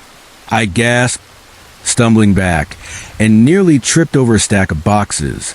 The bulb flickered above me, casting jagged shadows that seemed to move on their own. Muffin was at the top of the stairs again, her tail puffed up, letting out a low, uneasy owl. My heart was pounding so hard I could feel it in my throat, and I ran upstairs, slamming the door so forcefully the frame rattled. I didn't care how ridiculous I looked. I wasn't going back down there. For the rest of the week, it kept happening. Every night, no matter what I did, locking the door, piling furniture against it, even tying a bell to the knob to wake me if it opened. I'd wake up in the basement, always in front of that door. Sometimes I was just standing there, staring at it, my hands hovering inches from the wood. Other times, I was pressing against it, my body trembling with effort, like someone was pulling me toward it. The electric hum was always there, faint but persistent, and it left me with a headache that lingered for hours. I started to dread going to sleep, chugging coffee to stay awake, but exhaustion always won. Each morning, I'd find myself in that cold, dark basement, the door looming like a silent threat. The worst night was the last one. I tried everything, sleeping on the couch, leaving all the lights on, even playing loud music to keep myself alert. But when I woke up, I was in the basement again, my hands flat against the door, and this time I felt it, a presence heavy and oppressive, like someone was standing right behind me. My skin prickled, every nerve screaming that I wasn't alone. I didn't dare turn around, too terrified of what I might see. The air was thick, the electric hum louder now, buzzing in my ears like a swarm of insects. I whispered, "Please, leave me alone," my voice barely audible, trembling with fear. The hum stopped abruptly, and for a split second, the silence was worse, absolute, suffocating. Then I heard a creak, faint but unmistakable, like the door was about to open. I bolted, my feet slipping on the concrete as I sprinted up the stairs, not stopping until I was in the living room, the morning light streaming through the windows. When my brother and his wife got back, I was a wreck, pale, jumpy, with dark circles under my eyes. I didn't want to sound crazy, so I didn't tell them everything, just that I'd been sleepwalking a lot. My brother gave me a funny look, then said, "You didn't go in the basement, did you?" My stomach dropped. I admitted I had, and his face tightened like he'd been dreading that answer. After some prodding, he told me the truth. The house had been sold dirt cheap because of its history. Years ago, A teenage girl had taken her own life in the basement, right by that door. The real estate agent had mentioned it offhand, like it was no big deal, but my brother had noticed strange things since moving in: cold spots, odd noises, a feeling of being watched. He hadn't told me because he didn't want to scare me, but now he looked guilty, like he should have warned me. I never stayed at their house again. I don't know what was behind that door, and I don't want to. Was it just my sleepwalking, amplified by an old house and a creepy story? Or was something down there, pulling me toward it night after night? The electric hum, the presence, the way Muffin stared at that door, it felt too real to dismiss. I still sleepwalk sometimes, but I've never ended up anywhere like that basement again. And every time I visit my brother, I stay upstairs, far away from that door, praying I never feel that hum again. The moment I realized someone was stalking me through my own photographs, it felt like the ground beneath me shifted, tilting my world into a disorienting spiral. It began with a nagging sense of deja vu, a shadowy figure lurking in the corners of my shots, barely noticeable at first. But as I pored over my recent work, the truth emerged, undeniable and terrifying, sinking its claws into my reality. My name is Ethelred, a freelance photographer scraping by in the pulsing heart of the city. My camera is my lifeline, my way of capturing the raw, vibrant rhythm of urban life. Street scenes bursting with chaos, local events buzzing with energy, architectural marvels standing stoic against the skyline. I've shot it all. But now, sitting in my dimly lit studio, my hands trembling as I sift through hundreds of digital images, I realize I've captured something far more sinister than I ever intended. It started 3 weeks ago. I was reviewing a set of photos from a farmer's market downtown, admiring the vivid stacks of produce and the animated gestures of vendors hawking their wares. My eyes lingered on the colors, the deep reds of tomatoes, the glossy greens of zucchini, when something snagged my attention. In the corner of one frame, partially obscured by a pile of wooden crates, stood a figure in a dark hoodie. Their face was hidden, their stance unnaturally still amidst the market's lively bustle. I frowned, zooming in on my laptop screen, but the image was too grainy to reveal any details. Shrugging it off as a quirk of the crowd, I continued editing, my fingers dancing over the keyboard. But as I flipped through more shots, a chill crept up my spine, turning my blood to ice. The same figure appeared in the background of 5 more photos, always at a distance, always watching. Their hooded silhouette was unmistakable, a constant in the chaos of the market. I rubbed my eyes, certain I was imagining things. Get it together, I muttered, pushing back from my desk, the chair scraping against the hardwood floor. I needed air, needed to clear the fog from my mind. I grabbed my jacket and stepped out into the cool evening, hoping the city's hum would ground me. The next day, I had a shoot at the new modern art museum across town, a sleek structure of glass and steel that had been the talk of the city. As I set up my tripod in the cavernous main gallery, the polished floors reflecting the stark lighting, I pushed thoughts of the hooded figure to the back of my mind. This was a big contract, one I couldn't afford to mess up. I focused on the sculptures, their abstract forms twisting under my lens, and let the rhythm of the work consume me. Hours later, back in my studio, I began reviewing the day's shots. My hands started to shake as I scrolled through the images. There, in the reflection of a polished chrome sculpture, stood the unmistakable silhouette, hooded motionless, watching. "No!" I whispered, my voice echoing in the empty studio, swallowed by the hum of my computer. This can't be happening. But it was. The figure's presence was undeniable, a dark stain on the pristine gallery. Over the next 2 weeks, the figure haunted every set of photos I took.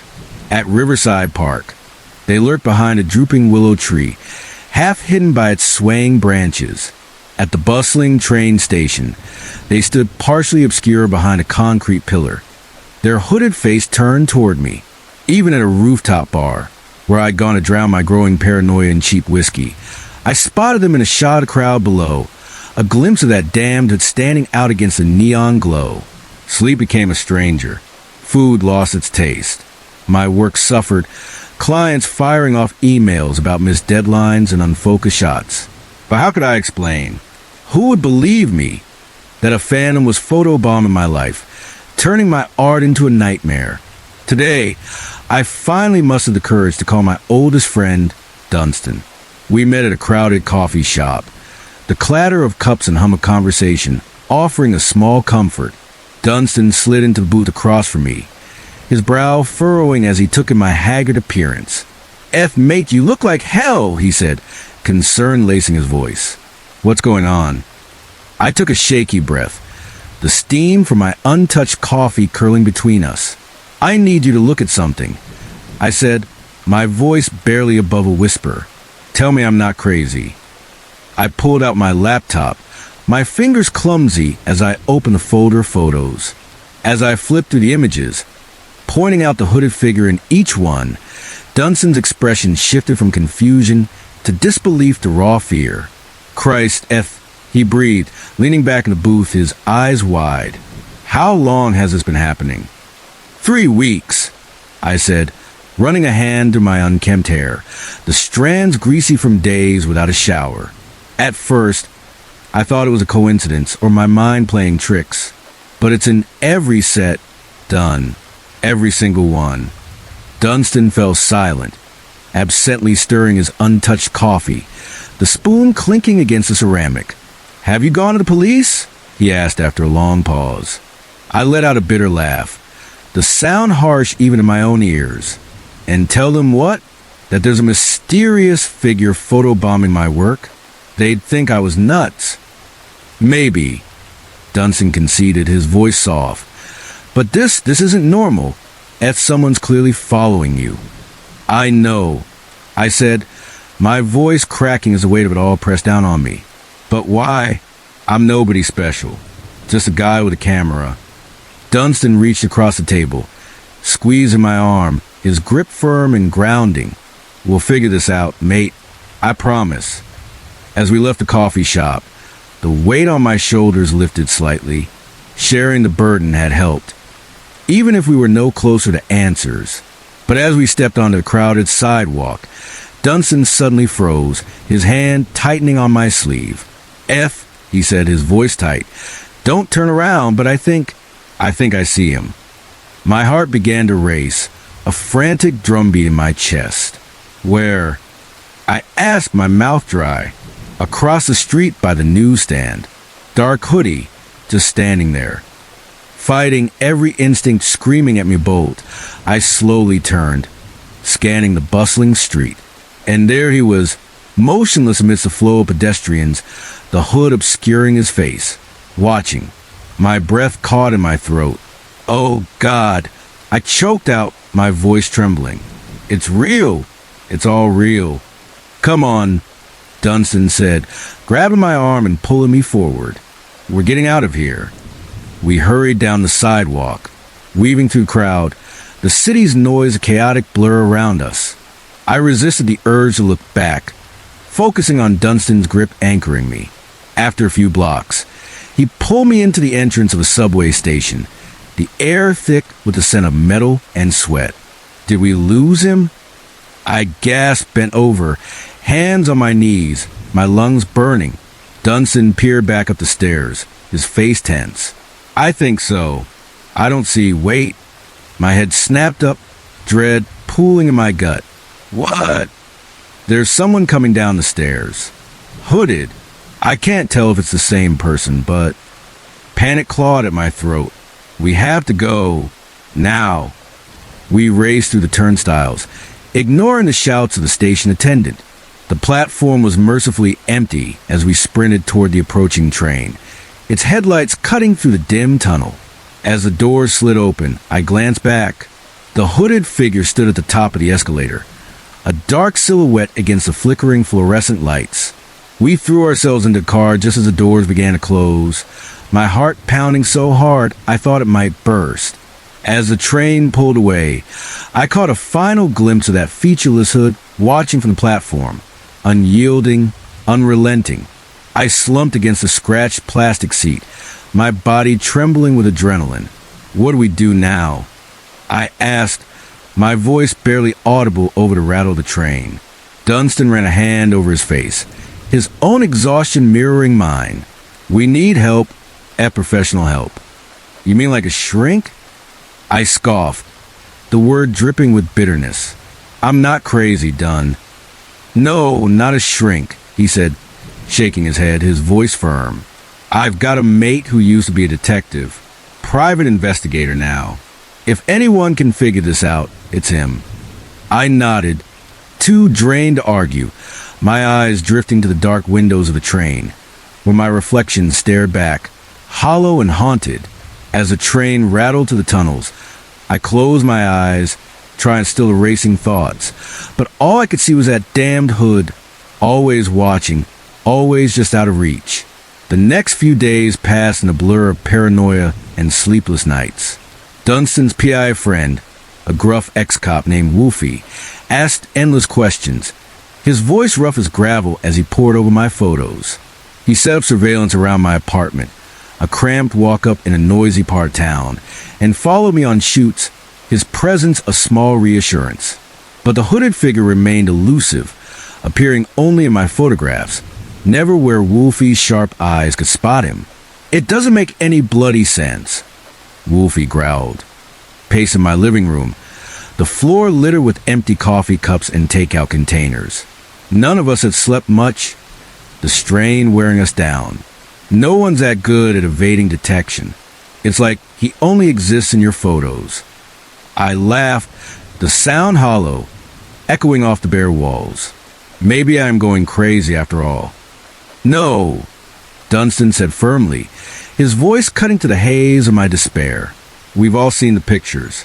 This is real. Wolfie stopped pacing, a thoughtful look crossing his weathered face, his eyes narrowing as if piecing together a puzzle. What if that's the point? What do you mean? I asked, my voice barely above a whisper. Think about it. This guy only shows up in your photos, never where anyone else can see him. It's like he's taunting you, driving you to the edge. His words sent a chill down my spine, the air in the room growing heavy. But why? I asked, my voice cracking. What did I do to deserve this? Wolfie shrugged, his broad shoulders lifting in a gesture of frustration. Could be random. Could be someone with a grudge. Hard to say without more to go on. So what do we do? Dunstan asked, his voice tight with urgency. Wolfie was quiet for a moment, then nodded himself. A decision made. We set a trap. The plan was simple but terrifying, a gamble that made my stomach churn. I would do a photo walk through the city, hitting all my usual spots, busy markets, quiet parks, crowded streets. Wolfie and Dunstan would shadow me, watching for anyone suspicious, while a team of Wolfie's contacts, ex-cops and security guys, positioned themselves strategically along the route, ready to move in if we spotted the hooded figure. As I stepped out of my apartment building the next morning, camera in hand, my heart pounded like a war drum. This had to work.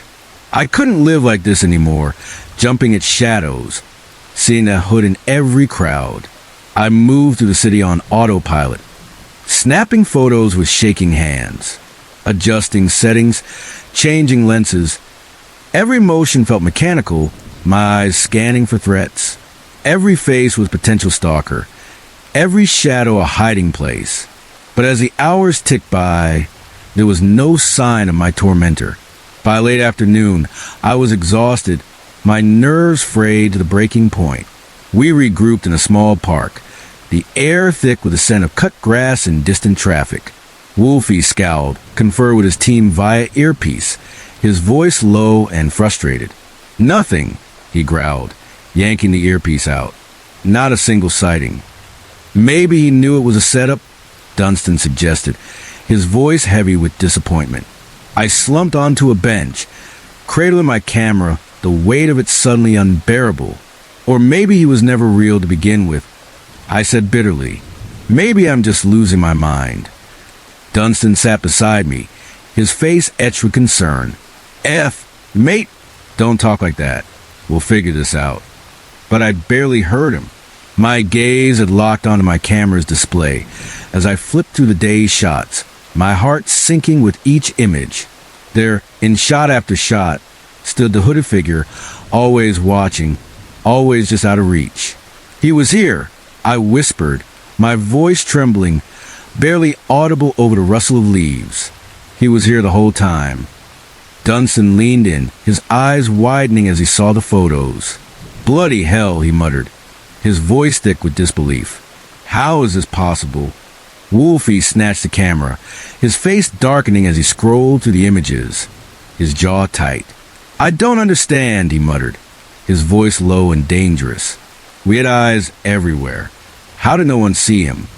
I stood abruptly, my head spinning, the world tilting around me. This couldn't be happening. It defied all logic, all reason. I stumbled away from the bench, needing space, needing air to fill my burning lungs.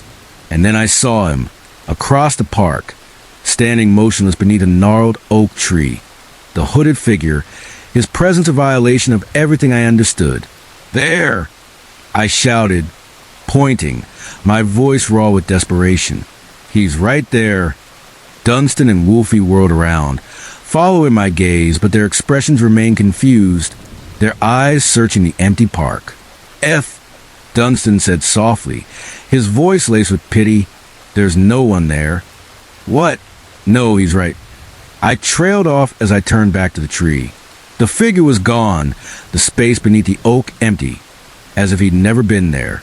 My knees buckled, and I sank to the ground, the grass cool against my palms. Dunstan rushed to my side, his words of comfort lost in the roaring in my ears.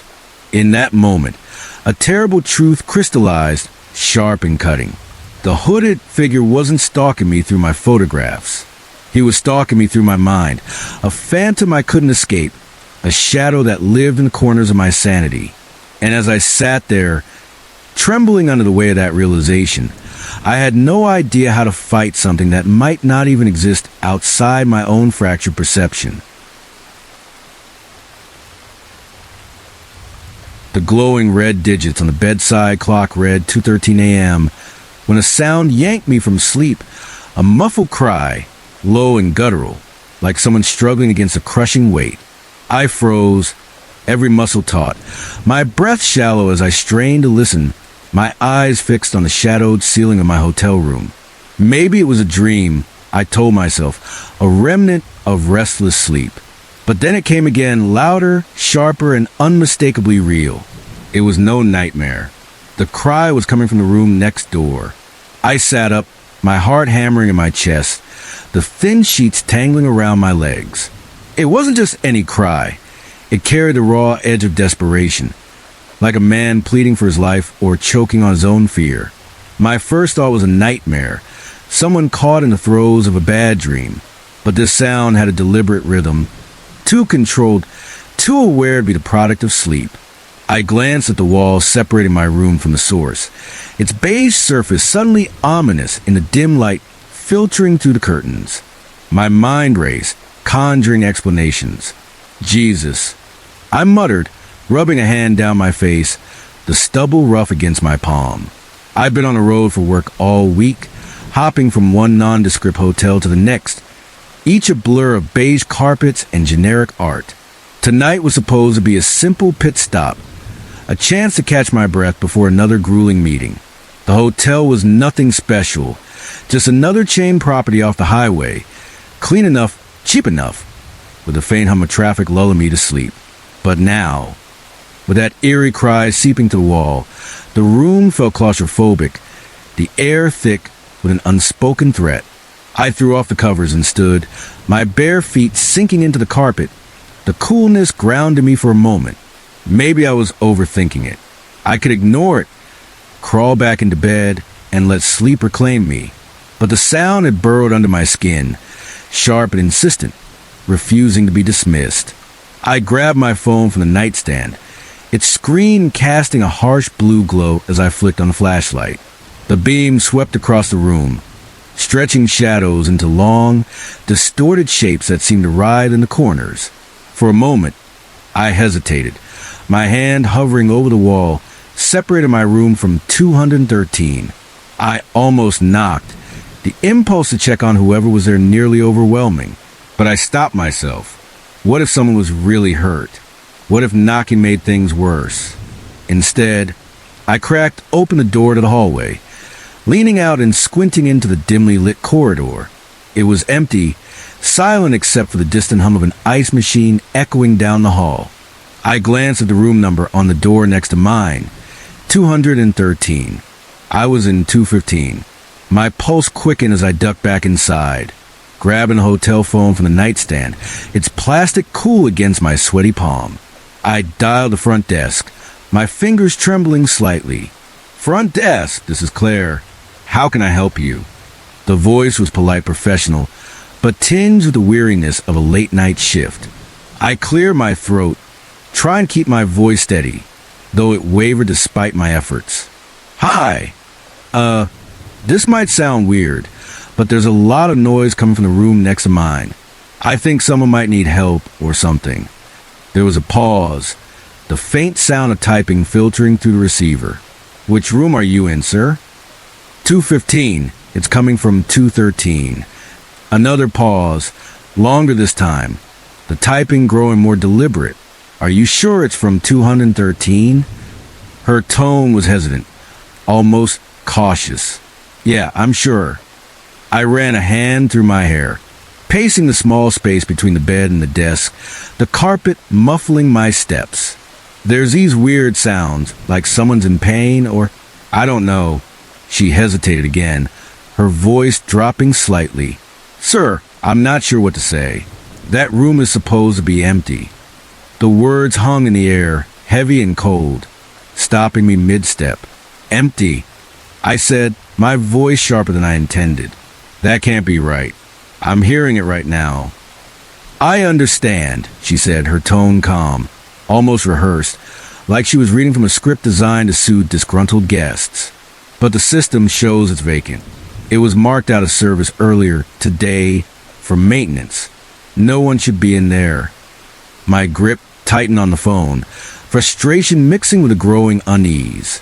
"But I'm telling you, someone's definitely in there. Can you send someone to check?" She paused again, the silence stretching uncomfortably. "I'll have security take a look. It might take a few minutes." "Thanks," I said. The word clipped as I hung up, the receiver clattering back into its cradle. I sank onto the edge of the bed, my eyes locked on the wall, the cries now silent. The absence of sound was somehow louder, more oppressive, filling the room with a weight that pressed against my chest. I gripped the phone in my lap, waiting, each second dragging like molasses. What if she was right? What if the room was empty? Maybe there was a logical explanation. Pipes rattling the walls, an echo from another room. But the cries had been too human, too raw. Minutes crawled by. My gaze darted between the wall and the door, the unease at the base of my skull growing into a persistent itch. Just when I started to think I'd imagined it all, a loud metallic clank jolted me upright, my breath hitching. It came from 213, sharp and unmistakable, like something heavy being dropped onto the floor. Then silence again, thick and suffocating. I couldn't sit still anymore. I grabbed the room key, its edges biting into my palm, and stepped back into the hall, the fluorescent lights casting a sterile glow over the empty corridor. I moved toward room 213, my steps slow, deliberate, as if the air itself resisted me. The door was plain, unassuming, identical to every other in the hall, but it loomed like a gateway to something unknown. I raised my hand, hesitating, though it cooled under my knuckles. I knocked, the sound sharp and quiet. Nothing. I knocked again, harder, my pulse thudding in my ears. "Hey, is everything okay in there?" I called, my voice louder than I intended, echoing down the hall. No response. I pressed my ear to the door, straining for any sound, a shift, a breath, a whisper. Nothing but the faint hum of the building systems. I tried the handle, more out of instinct than expectation, but it was locked, the metal unyielding. I was about to turn away when footsteps approached, light and hurried, from the end of the hall. A middle-aged man in a dark uniform came into view, a security badge clipped to his chest, his keys jangling softly. He nodded at me, his expression a mix of boredom and duty. "Front desk said you heard something?" he asked, his voice gruff, whether by years of late-night calls. "Yeah," I said, gesturing vaguely at the door, my hands unsteady. It was like someone was hurt, or there was a lot of noise. It didn't sound good. He gave me a look, somewhere between skeptical and tired, as if he'd heard this complaint 100 times. "We've had reports like this before," he said, pulling a key from his belt. "This wing's getting renovated soon. Sometimes pipes act up. Pipes don't cry out for help."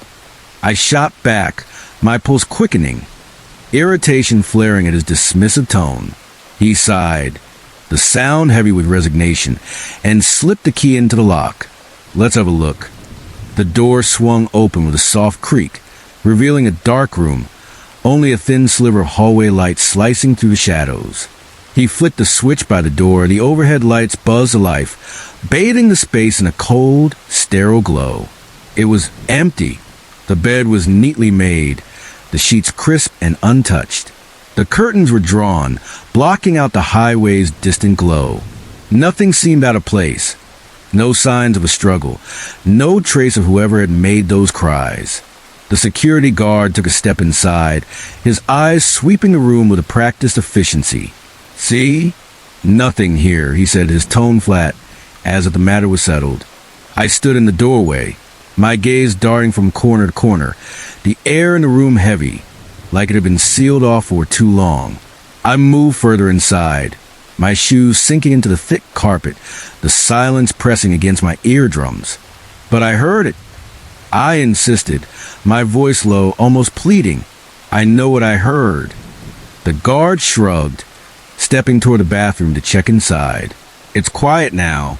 Maybe you just..." He stopped short, his eyes locking onto something on the floor near the bed. I moved closer, the hairs on my arms standing on end. There, barely noticeable against the beige carpet, was a small dark stain, its edges irregular, glistening faintly as if fresh. "What's that?" I asked, my voice tight, a knot forming in my stomach. He bent down, inspecting it closely, his fingers hovering just above the mark. "Might be spilled coffee," he said, though his voice lacked conviction, the words hollow. "Could be anything." I stared at the stain, unease curling through me, cold and sharp. "Doesn't look like coffee," I said, my eyes tracing its shape, the way it seemed to seep into the fibers. He straightened, rubbing the back of his neck, his posture stiff. "I'll report it. Have the cleaning crew come by in the morning. For now, there's nothing else we can do." I wanted to argue, to demand more, but something in his eyes, a guarded flicker, a warning, made me back down. "Are you sure no one was supposed to be here?" I asked, my voice softer now, searching for reassurance. He met my gaze, his expression unreadable. "Positive. This room's been vacant all day." I nodded, though the doubt gnawed at me, relentless. "All right," I muttered, "but if I hear anything else..." "Just call the front desk," he said, cutting me off, already moving toward the door. As I followed him out, I glanced back one last time. The guard stood there, staring at the stain, his brow furrowed, his lips pressed into a thin line. Something about his expression stuck with me, a quiet unease, like he knew more than he was letting on. Back in my room, I locked the door, double-checking the latch twice. The click of the bolt a small comfort. I lay back down, but the silence was oppressive. Every creak of the building, every distant hum making my skin crawl. I couldn't shake the image of that dark stain, its presence a silent accusation. An hour passed, maybe more, my thoughts spiraling as I drifted in and out of a restless doze. Then, a loud bang snapped me awake, my heart pounding so fiercely I could feel in my throat. The sound was close, too close. I shot up, grabbing my phone, its screen casting a harsh blue light across the dark room. 4:07 a.m. I held my breath, listening, every nerve on edge. The bang came again, followed by a dragging noise, slow and deliberate, like something heavy being moved across the floor. It was coming from 213, no question. I threw on a shirt, my hands shaking as I fumbled with the buttons, and moved the door, my pulse a frantic rhythm. Just as my hand touched the handle, there was a knock. 3 sharp raps, urgent and loud, shattering the silence. I yanked the door open, expecting the guard again, my breath catching in my chest. But the hallway was empty, the fluorescent lights flickering faintly. The ice machines hummed the only sound. "Hello," I called, my voice trembling, the words swallowed by the corridor's stillness. No response.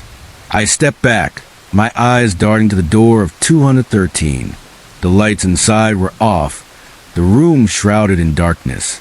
But I could feel something watching, a presence lingering just beyond my sight. I shut my door, sliding the latch with a trembling hand, and leaned against it, my heart racing, the wood cool against my back. The rest of the night, I sat there, wide awake, waiting for the next sound, my body rigid with tension. But the silence stretched unbroken, an endless void, until the first light of dawn crept through the curtains, painting the room in muted grays. When I checked out that morning, Claire was at the front desk, her polite smile firmly in place, though there was a tightness in her eyes, a subtle strain that hadn't been there before. I wanted to ask again about room 213 to demand answers, but something held me back.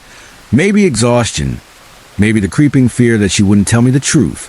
As I walked to my car, the hotel looming behind me, I glanced up at the second-floor windows. In the window of room 213, the curtain shifted, just a small, almost imperceptible movement, a ripple in the fabric. Then nothing. I froze, my keys dangling in my hand, my breath clouding in the cool morning air. The parking lot was silent. The highways hummed distant and faint. I told myself it was the wind, a trick of the light. But as I drove away, the image of that curtain lingered, a quiet warning that whatever had happened in room 213 wasn't finished with me yet. The metallic taste of fear coated my tongue as I stood frozen in the pitch-black darkness, my camera hanging uselessly around my neck, its weight a cold reminder of my vulnerability. Above me, the floorboards of the hayloft creaked with slow, deliberate footsteps, each one echoing like a heartbeat in the cavernous barn. I wasn't alone.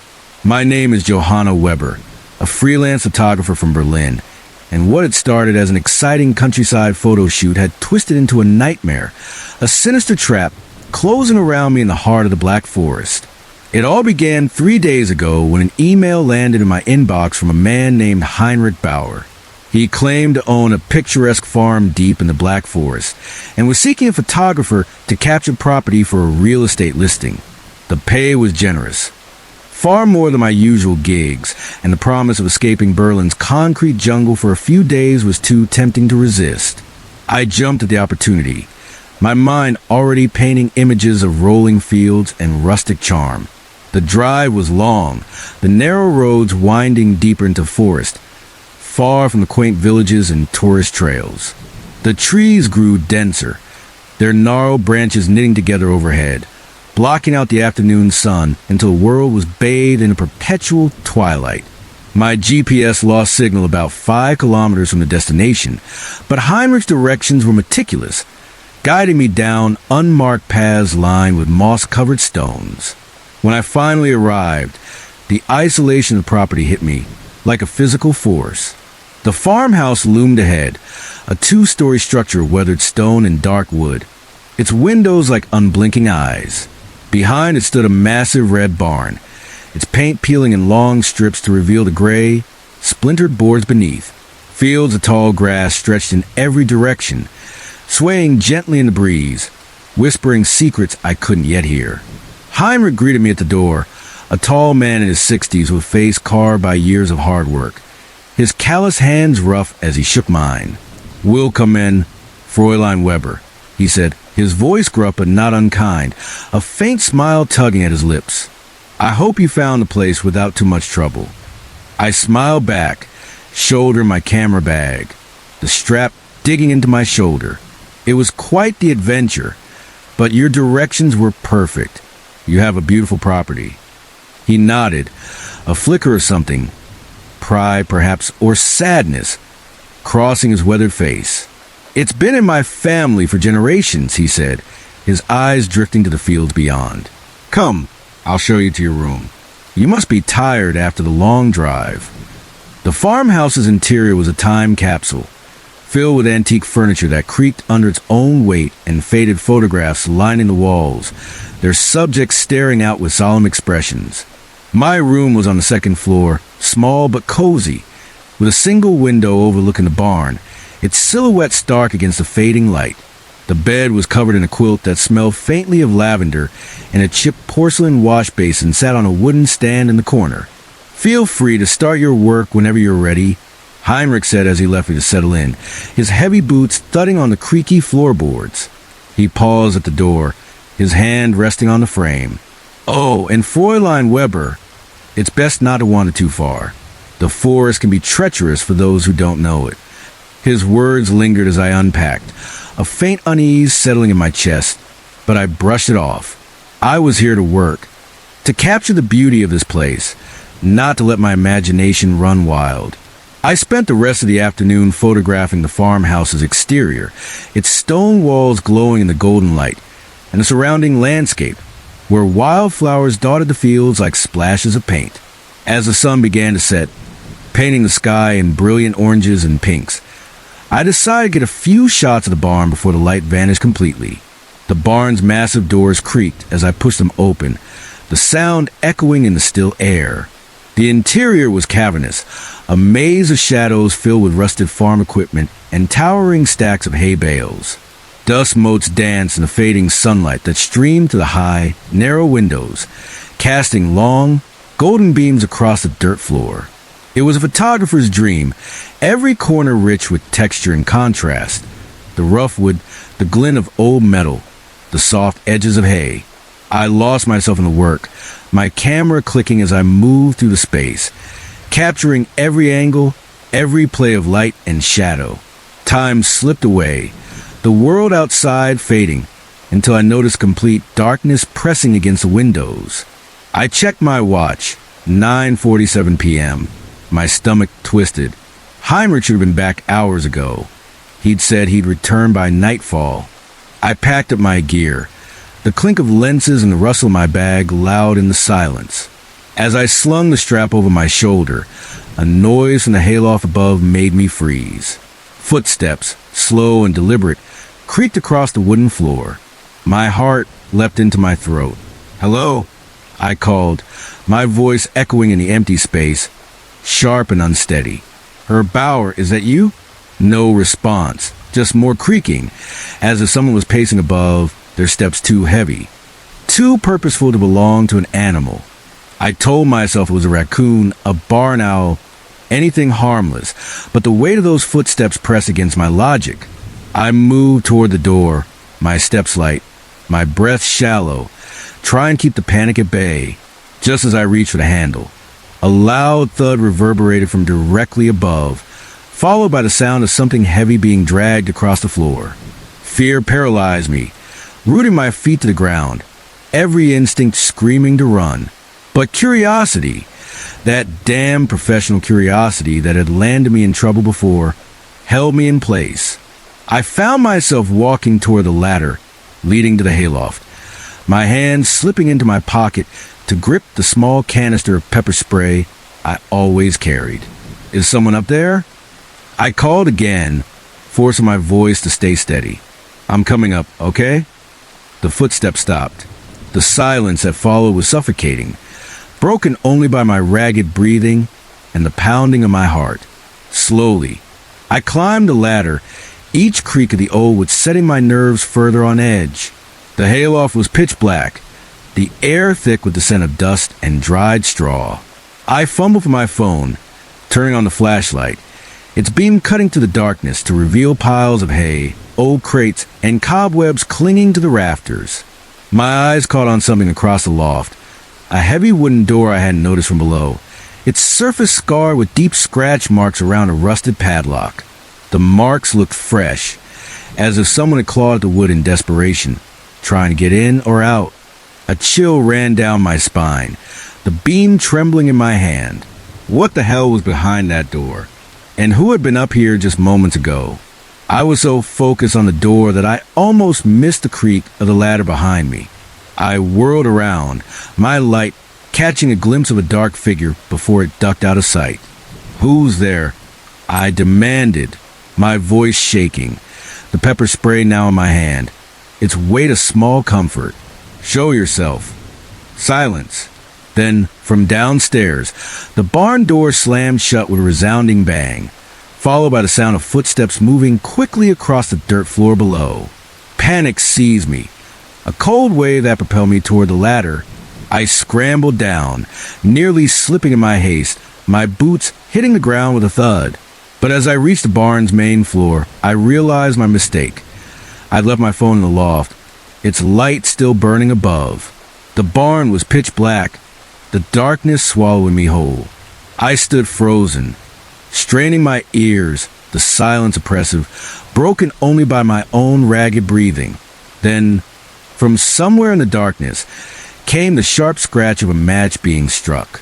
A small flame flickered to life, casting a dim glow that illuminated a face. Definitely not Heinrich Bauer's.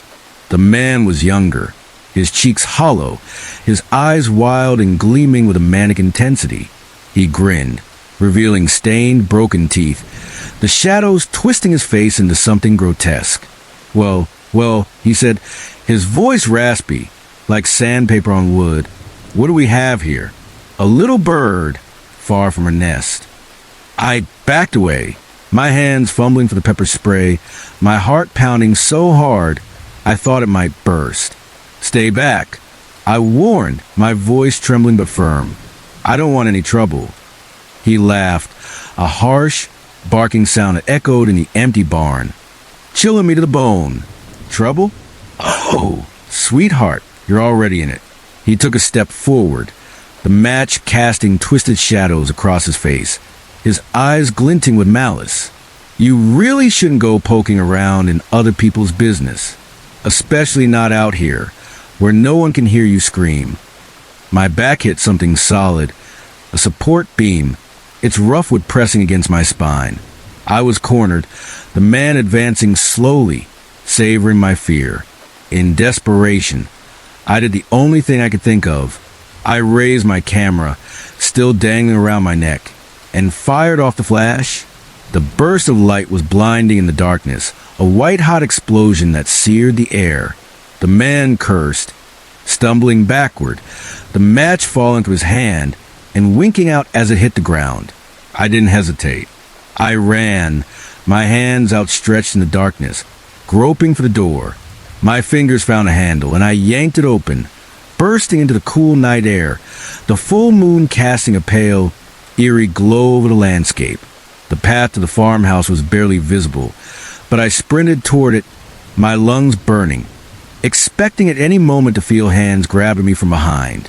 When I reached the house, I threw myself against the door, slamming it shut and fumbled with the lock, my hands shaking so badly I could barely turn the bolt.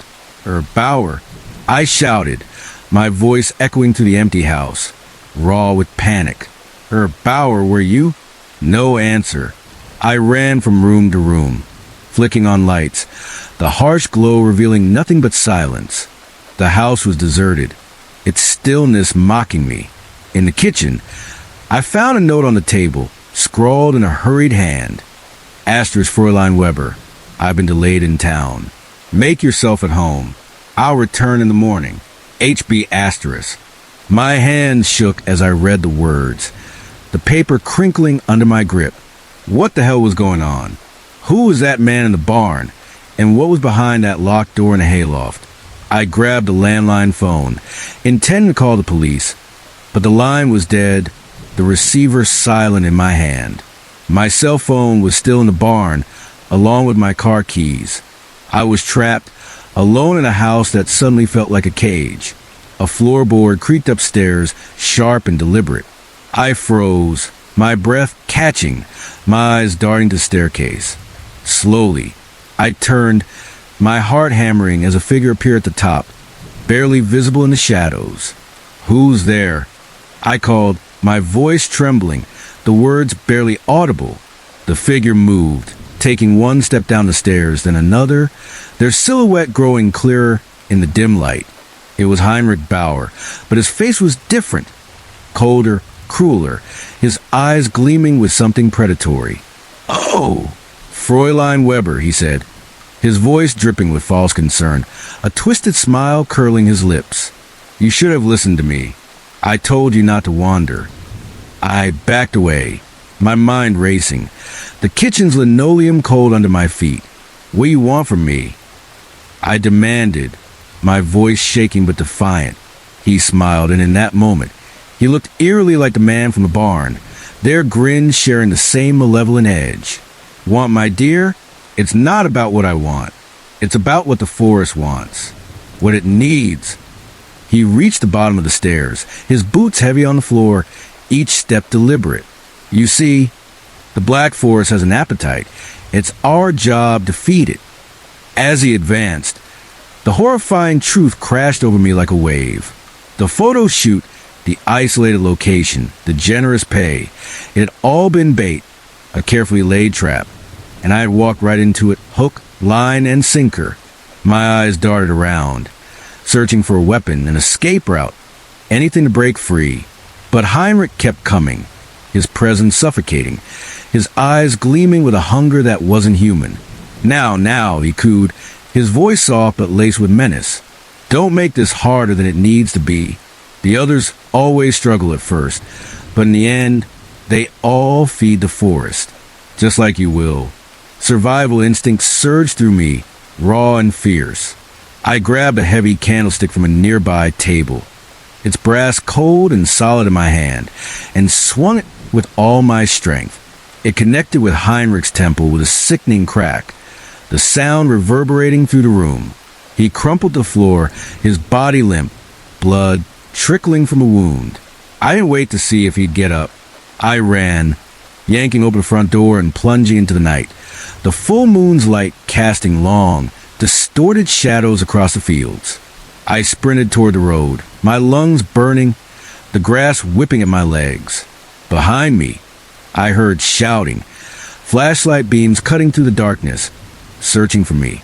I veered off the path and into the forest, branches clawing at my face, tearing at my clothes as I ran blindly through the underbrush. Time lost all meaning, minutes or hours blending into a haze of terror. Every shadow seemed to hide a threat, every rustle of leaves pursuer closing in. When I finally broke through the tree line onto a paved road, relief flooded me, so intense I nearly collapsed. I flagged down the first car I saw, my appearance, torn clothes, wild eyes, blood-streaked face, startling the elderly couple inside. They were alarmed but kind, driving me straight to the nearest police station without hesitation. I poured out my story, watching the officers' faces shift from skepticism to concern to grim determination as I recounted the barn, the man, Heinrich's chilling words. The police found the farm, of course, but Heinrich Bauer was gone, vanished without a trace, along with any evidence of what had happened. The barn was empty, the mysterious door in a hayloft gone as if it had never existed, the scratch marks erased. To this day, I don't know the full truth of what happened on that isolated farm in the Black Forest, but sometimes in my nightmares, I still hear those footsteps in the darkness, still see Heinrich Bauer's cruel smile as he speaks of feeding the forest. And I wonder, with a chill that never quite leaves me, how many others have disappeared into those dark woods, their screams swallowed by the trees, never to be seen again. The first time I noticed something amiss in my apartment, I brushed it off as a lapse in memory, a fleeting moment of forgetfulness in the chaos of my daily grind. The second time, a flicker of doubt crept in, whispering that I might be losing my grip on reality. By the third time, a chilling certainty took hold, sinking its claws into my mind. Someone was invading my space, toying with me in a way so insidious it unraveled the fabric of my sanity. My name is Wolfie, and I'm being haunted by an intruder I can't catch, a phantom who leaves no trace but turns my home into a maze of dread. It started innocently enough, a small disruption in the rhythm of my routine. I come home from a grueling day at the office, my tie loosened, my shoulders heavy with the weight of deadlines and meetings. I toss my keys onto the kitchen counter, the familiar clink of metal on granite grounding me as I headed straight for the shower, the hot water washing away the day's stress. Later, as I chop vegetables for dinner, the knife's rhythmic thud against the cutting board a quiet comfort. I realized my keys weren't where I'd left them. I froze, frowning, my eyes scanning the counter's empty surface. I found them on the coffee table in the living room, neatly arranged next to the TV remote, as if placed with deliberate care. Huh, I muttered, my brow furrowing as I picked them up, the metal cool against my palm. Could have sworn I put these on the counter. I shrugged it off, chalking it up to exhaustion, my memory blurred by long hours and too little sleep. But over the next few days, the incidents multiplied, each one a subtle jab at my sense of normalcy. A book I'd been reading, left open on my nightstand, appeared on the bookshelf in the living room, its pages undisturbed but its placement wrong. A mug I'd used for morning coffee, left unwashed in the sink, turned up clean and dry in the cupboard, gleaming under the kitchen light. My shoes, always lined up haphazardly by the door, were suddenly arranged in a precise row, their laces tucked neatly inside. At first, I tried to rationalize it. Maybe I was sleepwalking, my body moving through the apartment while my mind slept. Maybe the stress of my job, endless spreadsheets and client demands, was causing momentary lapses, small fractures in my awareness. But as the occurrences grew more frequent, more deliberate, a creeping unease took root, coiling in my gut like a snake. I decided to take action, to reclaim control. I installed a security camera in my living room, a small device hidden in the leaves of a potted plant, its lens trained on the space where most of the disturbances seemed to occur. The next morning, I woke with a surge of anticipation, certain I'd catch whatever or whoever was behind this. I pulled up the footage on my laptop, my coffee growing cold as I watched. But the video showed nothing out of the ordinary. Just my apartment, bathed in the soft glow of streetlights filtering through the blinds. Everything exactly as I'd left it when I went to bed. No movement, no intruder, no explanation. And yet, when I walked into the living room, my breath caught in my throat. The furniture had been subtly rearranged. The couch was angled slightly toward the window, a shift so small it was almost imperceptible. The coffee table sat a few inches to the left of its usual spot, its magazines fanned out in a new pattern.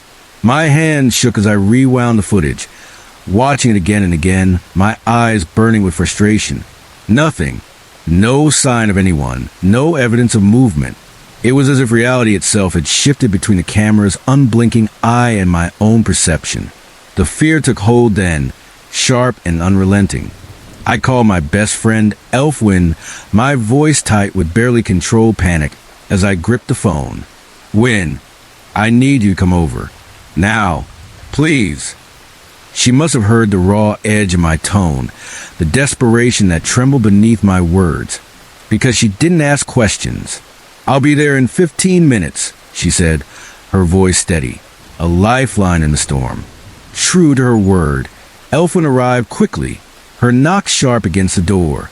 As I let her in, her eyes widened at my disheveled appearance, my uncombed hair, my rumpled clothes, the dark circles etched beneath my eyes. Wolf, what's going on? She asked, her voice soft but laced with concern. You look like you haven't slept in days.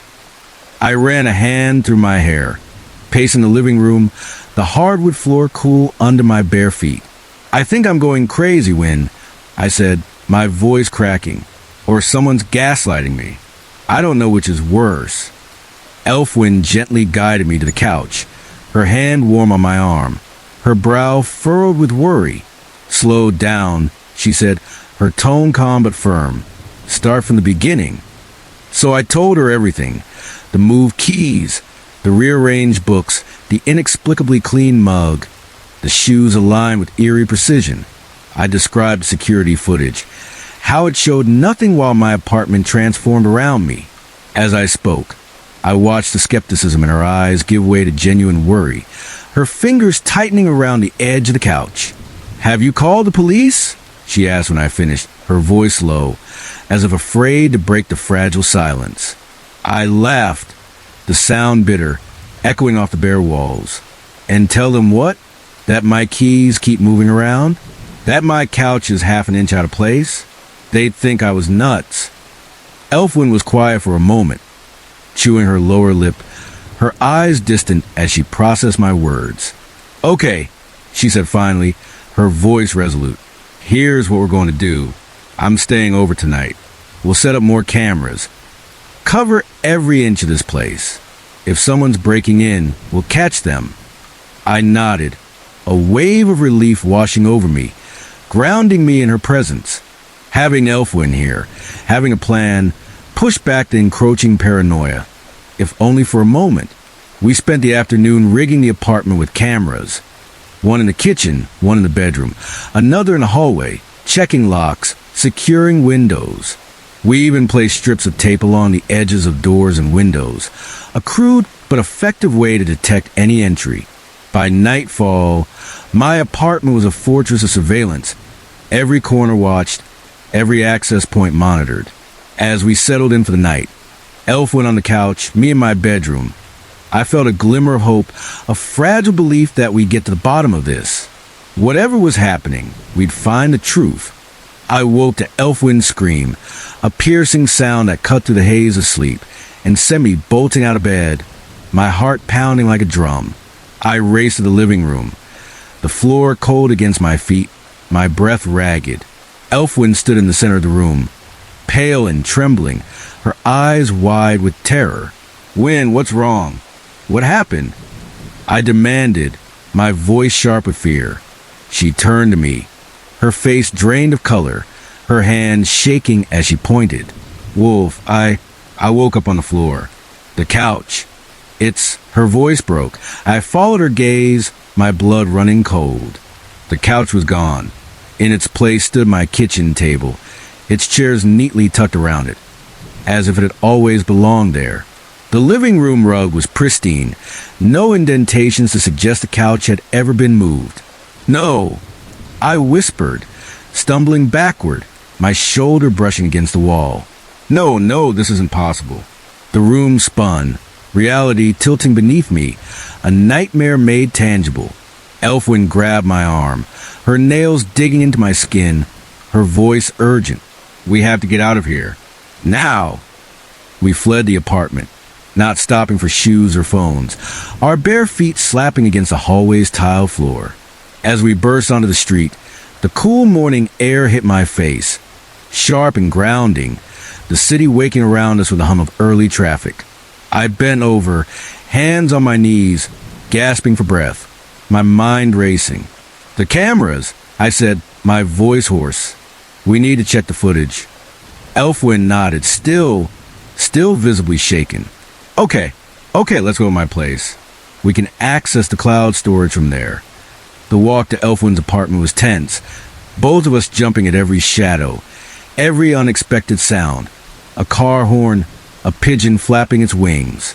Her place was a small, cluttered loft, the air thick with the scent of incense and coffee. We huddled around her laptop, pulling up the surveillance feeds, our hands trembling as we navigated the interface.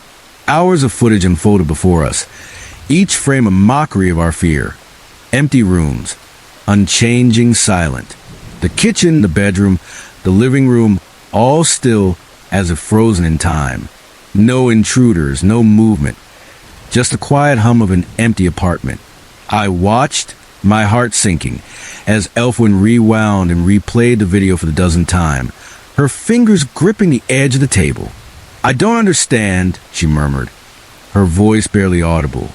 "How is this possible? I slumped back in my chair, a hollow ache spreading through my chest, my hands cold against the table surface.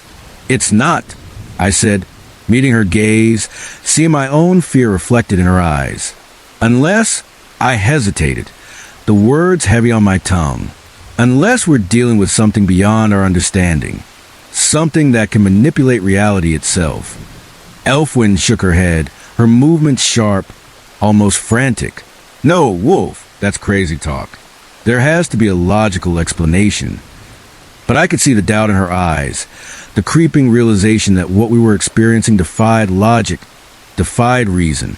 Over the next few days, we tried everything. More cameras, their lenses glinting like unblinking eyes, motion sensors, beeping faintly in the quiet. We even hired a private investigator, a grizzled man with a skeptical frown, who combed through my apartment for signs of tampering. But the results were always the same. Objects moved, furniture rearranged, all without a trace of how or why. I stopped sleeping, surviving on black coffee and raw nerves, my reflection in the mirror as strangers, gaunt, hollow-eyed, haunted. Elfwin stayed with me, her own fear growing with each inexplicable incident, her laughter replaced by a tense silence. We began to doubt our own senses, our own memories, the line between reality and delusion blurring with every passing day. A week after that first night at Elfwin's, I hit my breaking point. I woke to find every piece of furniture in my bedroom balanced precariously on top of my bed. An impossible feat, a grotesque sculpture of chairs, nightstands, and lamps defying gravity. The sight broke something in me, a snap like a taut wire giving way. I grabbed a hammer from my toolbox, its handle cold and heavy, and began smashing holes in the walls, the drywall crumbling under my blows. I tore up floorboards, splinters biting into my hands, my breath ragged as I searched for hidden cameras, secret passages, anything to explain the madness. I was a man possessed, my apartment becoming a battlefield, debris scattering across the floor. Elfwin found me like that, kneeling amidst the destruction, sobbing uncontrollably, the hammer slipping from my bloodied hands.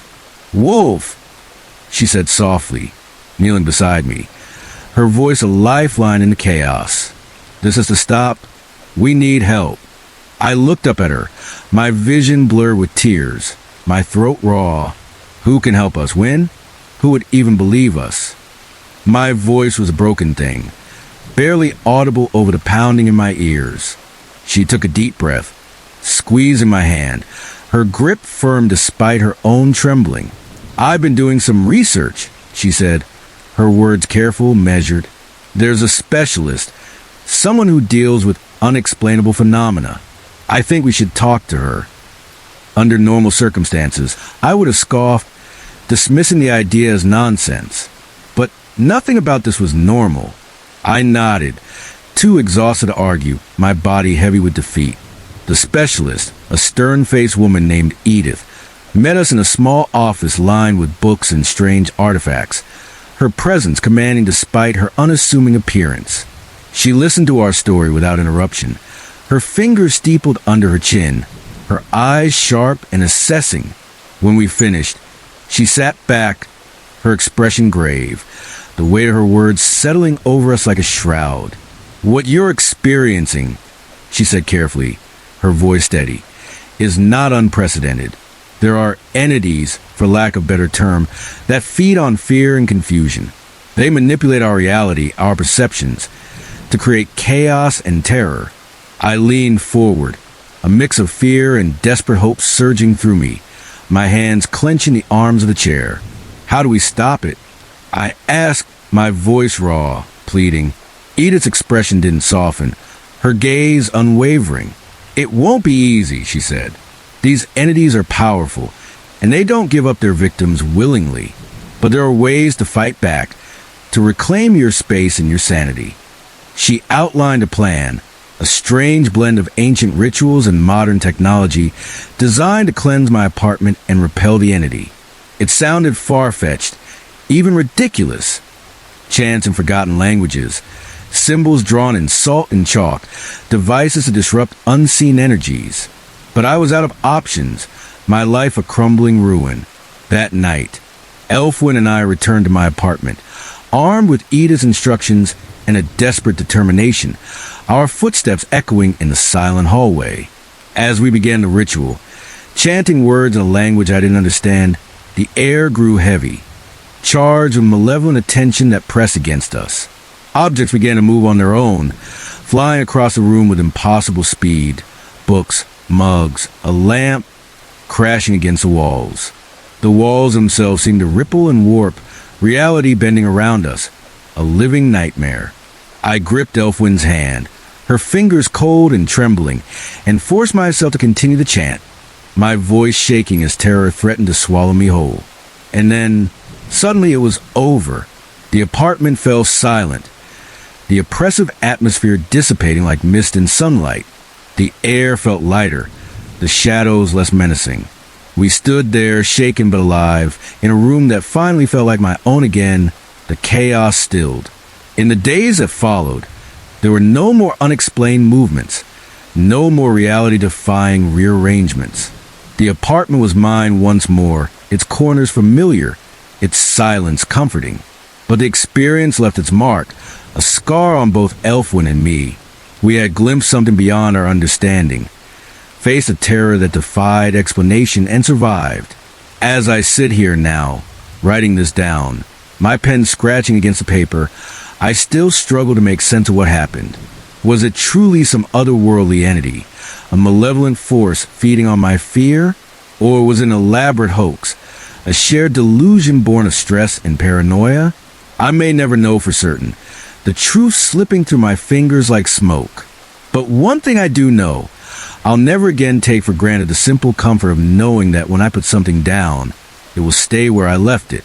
Because now I understand with a clarity that chills me to bone just how fragile our perception of reality is, and how easily it can be shattered by forces we cannot see. I woke to the unmistakable sound of something clinking near my bed, a metallic rustling, like glass bottles being jostled in the quiet of the night. For a fleeting moment, I thought I was dreaming, caught in that liminal space where every noise is amplified, every shadow a creeping threat. But then my eyes snapped open, and I saw her, a woman crouched in front of the minibar, her back to me, rummaging through the tiny bottles and snack packets with quick, deliberate movements. The dim glow of a streetlight seeping through the curtains cast her in silhouette, her outline sharp against the room's muted darkness. What the hell? The words burst out, sharper than I intended, my voice rough with sleep and spiked with adrenaline. I sat up, the sheets pooling around my waist, my heart kicking into a frantic rhythm. The woman froze, her hand hovering over the open minibar door, her body tensing like a coiled spring. Slowly, she turned her head just enough for me to catch the edge of her profile. Thin face, dark hair pulled back tightly into a severe bun. She wore a plain gray uniform, the kind hotel maids don, but something felt off, a subtle wrongness I couldn't pinpoint. "I'm so sorry, ma'am," she said quickly, her voice soft, almost rehearsed, carrying a practiced calm. "I didn't mean to wake you. I was just checking the minibar inventory." Her eyes avoided mine, darting to the floor, and her movements were stiff, as if she were poised to flee. I frowned, rubbing the sleep from my eyes, my mind struggling to catch up. "Is that a thing hotels do now?" I asked, my voice laced with skepticism, the fog of sleep still clouding my thoughts. "At 2 in the morning?" She stood, shutting the minibar door with a soft thud that seemed louder in the stillness. "We do routine checks sometimes, to make sure everything's stocked properly," she said, her tone even, but there was a tightness to it, a thread of unease beneath the surface. She grabbed a small inventory notepad from the desk, her fingers clutching it like a shield, and moved toward the door, her steps quick and practiced. "Hold on," I said, swinging my legs out of bed and grabbing the robe draped over the chair, the fabric cool against my skin. "I don't even remember seeing you when I checked in." My voice was steadier now, suspicion sharpening my senses as I studied her, the overhead light casting harsh shadows across her face. Her hand paused on the door handle, her shoulders stiffening. "I worked the night shift," she said, offering a tight smile that didn't reach her eyes, a practiced gesture that felt hollow. "I don't usually check guests in. I'll let the front desk know about the inconvenience." Before I could respond, she slipped out, the door clicking shut behind her, leaving the room colder, as if her presence had drained the warmth from the air. I stood there for a moment, my pulse still racing, trying to process the encounter. The mini-bar door was slightly ajar, a sliver of light glinting off the glass bottles inside. I crossed the room, my bare feet silent on the carpet, and peeked inside. Everything seemed untouched. The vodka, the soda cans, the overpriced chocolate bars, all lined up in their usual order. But I couldn't shake the feeling that she'd been looking for something or hiding something, her hands moving with a purpose that didn't match her explanation. I picked up my phone from the nightstand, its screen glowing 2:17 a.m., the stark numbers anchoring me in the surreal moment. No missed calls, no messages, just the quiet hum of the hotel around me. The rest of the night was restless, my mind replaying the conversation in a loop. Her voice, too smooth, like she'd memorized the lines. Her eyes, darting around the room, checking for exits. And why would anyone check the minibar at that hour? It made no sense, a puzzle with missing pieces. I lay in bed, staring at the ceiling, the shadows stretching across the room like fingers, my thoughts spiraling until exhaustion pulled me under. The next morning, I headed to the lobby, my curiosity gnawing at me, a persistent itch I couldn't ignore. The space was quiet, the only sound of faint were of a coffee machine in the corner, its aroma mingling with the sterile scent of cleaning products.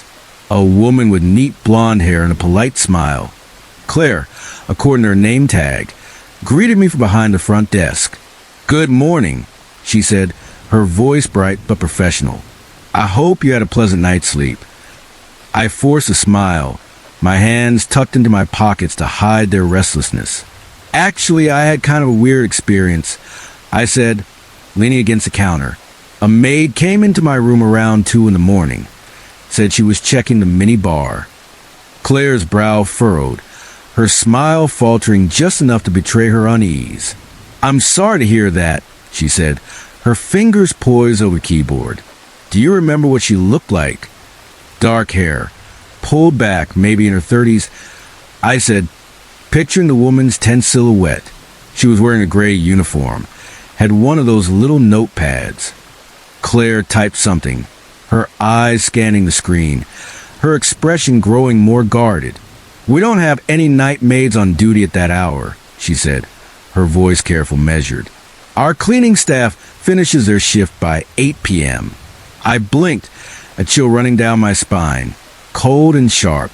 But she was definitely wearing a uniform.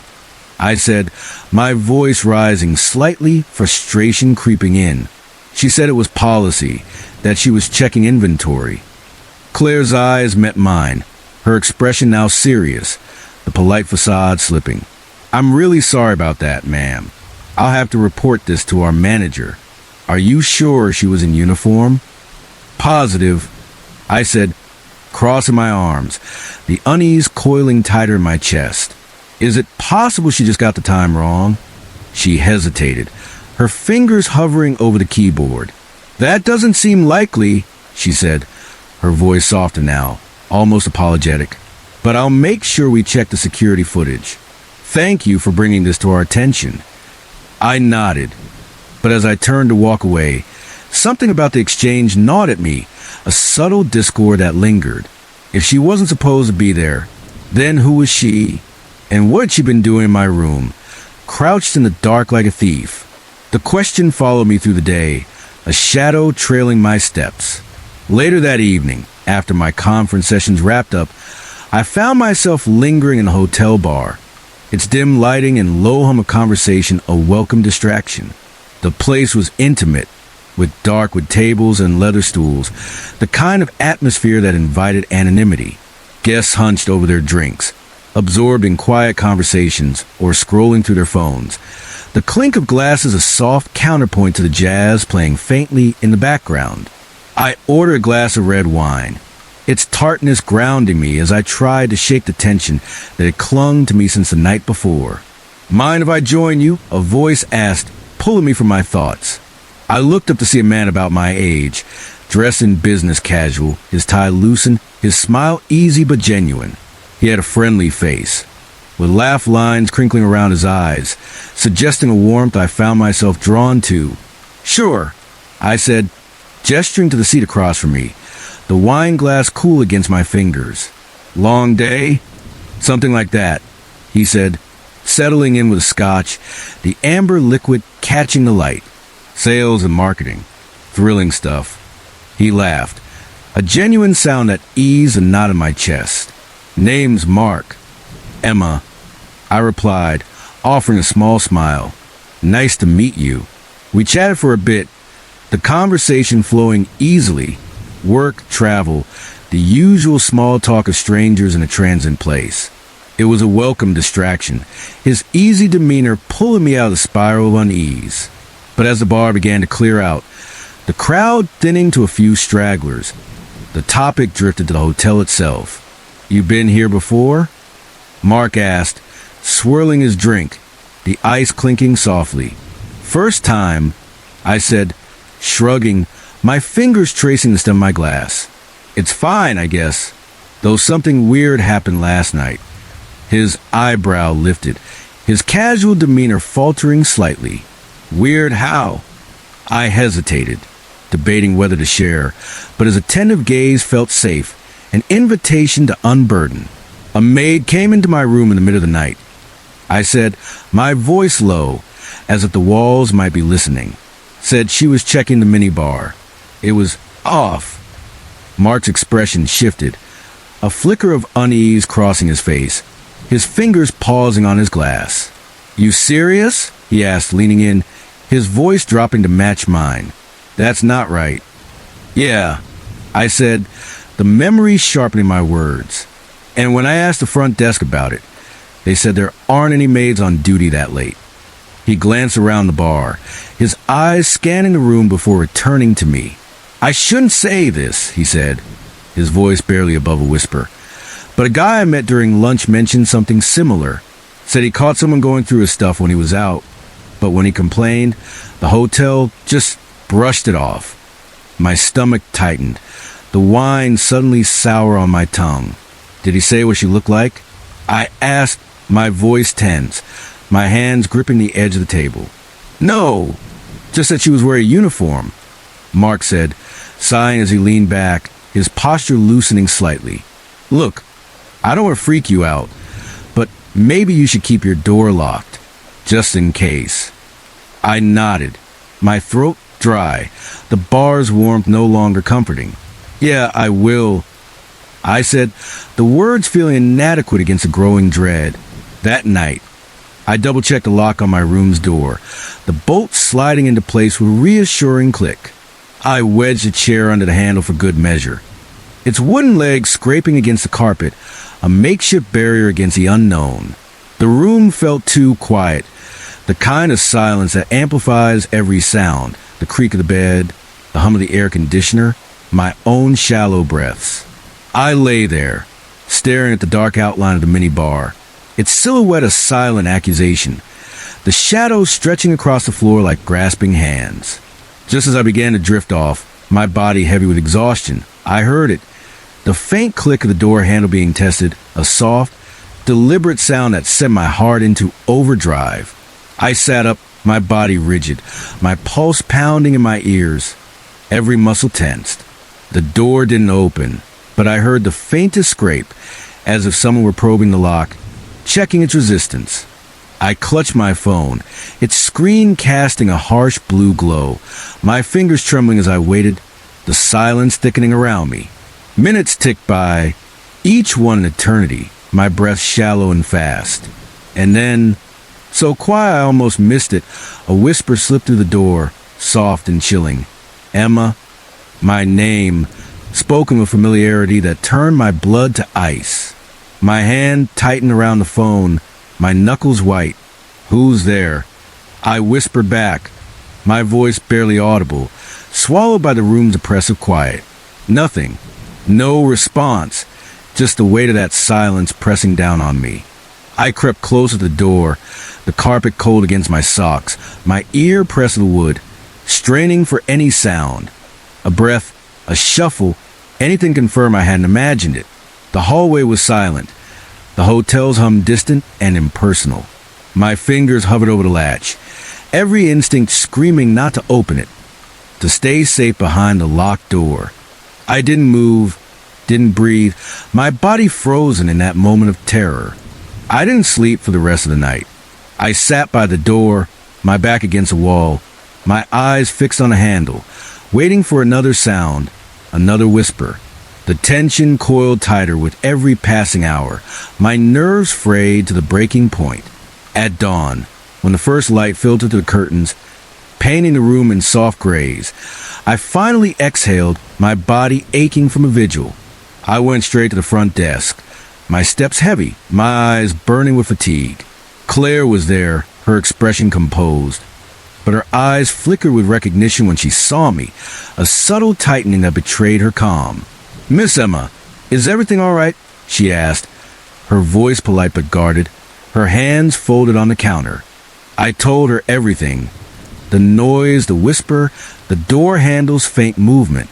My words tumbled out, urgent and raw, my hands gesturing as I tried to convey the fear that still clung to me. She listened, nodding, her face a mask of professionalism. But when I finished, she offered only that same polite smile, as if I complained about a noisy neighbor. "We'll make sure the night staff is aware of your concerns," she said, her fingers tapping the keyboard. I apologized for the inconvenience. I stared at her, waiting for more, a promise to investigate, a hint of genuine concern. But she just typed, her eyes fixed on the screen, dismissing me with practiced ease. Frustration welled up, hot and sharp, but I swallowed it, too exhausted to push further. As I walked away, I glanced back, catching Claire whispering to another staff member, their heads bent together. For a moment, I thought I saw her glance in my direction, her eyes cold and calculating, a look that sent a shiver down my spine. In that moment, I knew, with a certainty that settled like a stone in my chest, that whatever was happening here, I wouldn't get any answers. The hotel, with its sterile corridors and practiced smiles, was hiding something. Something that had crept into my room in the dead of night, spoken my name, and left me with fear I couldn't shake. As I stepped into the elevator, the doors closing with a soft ding, I felt the weight of unseen eyes watching me, a presence that lingered long after I left the hotel behind.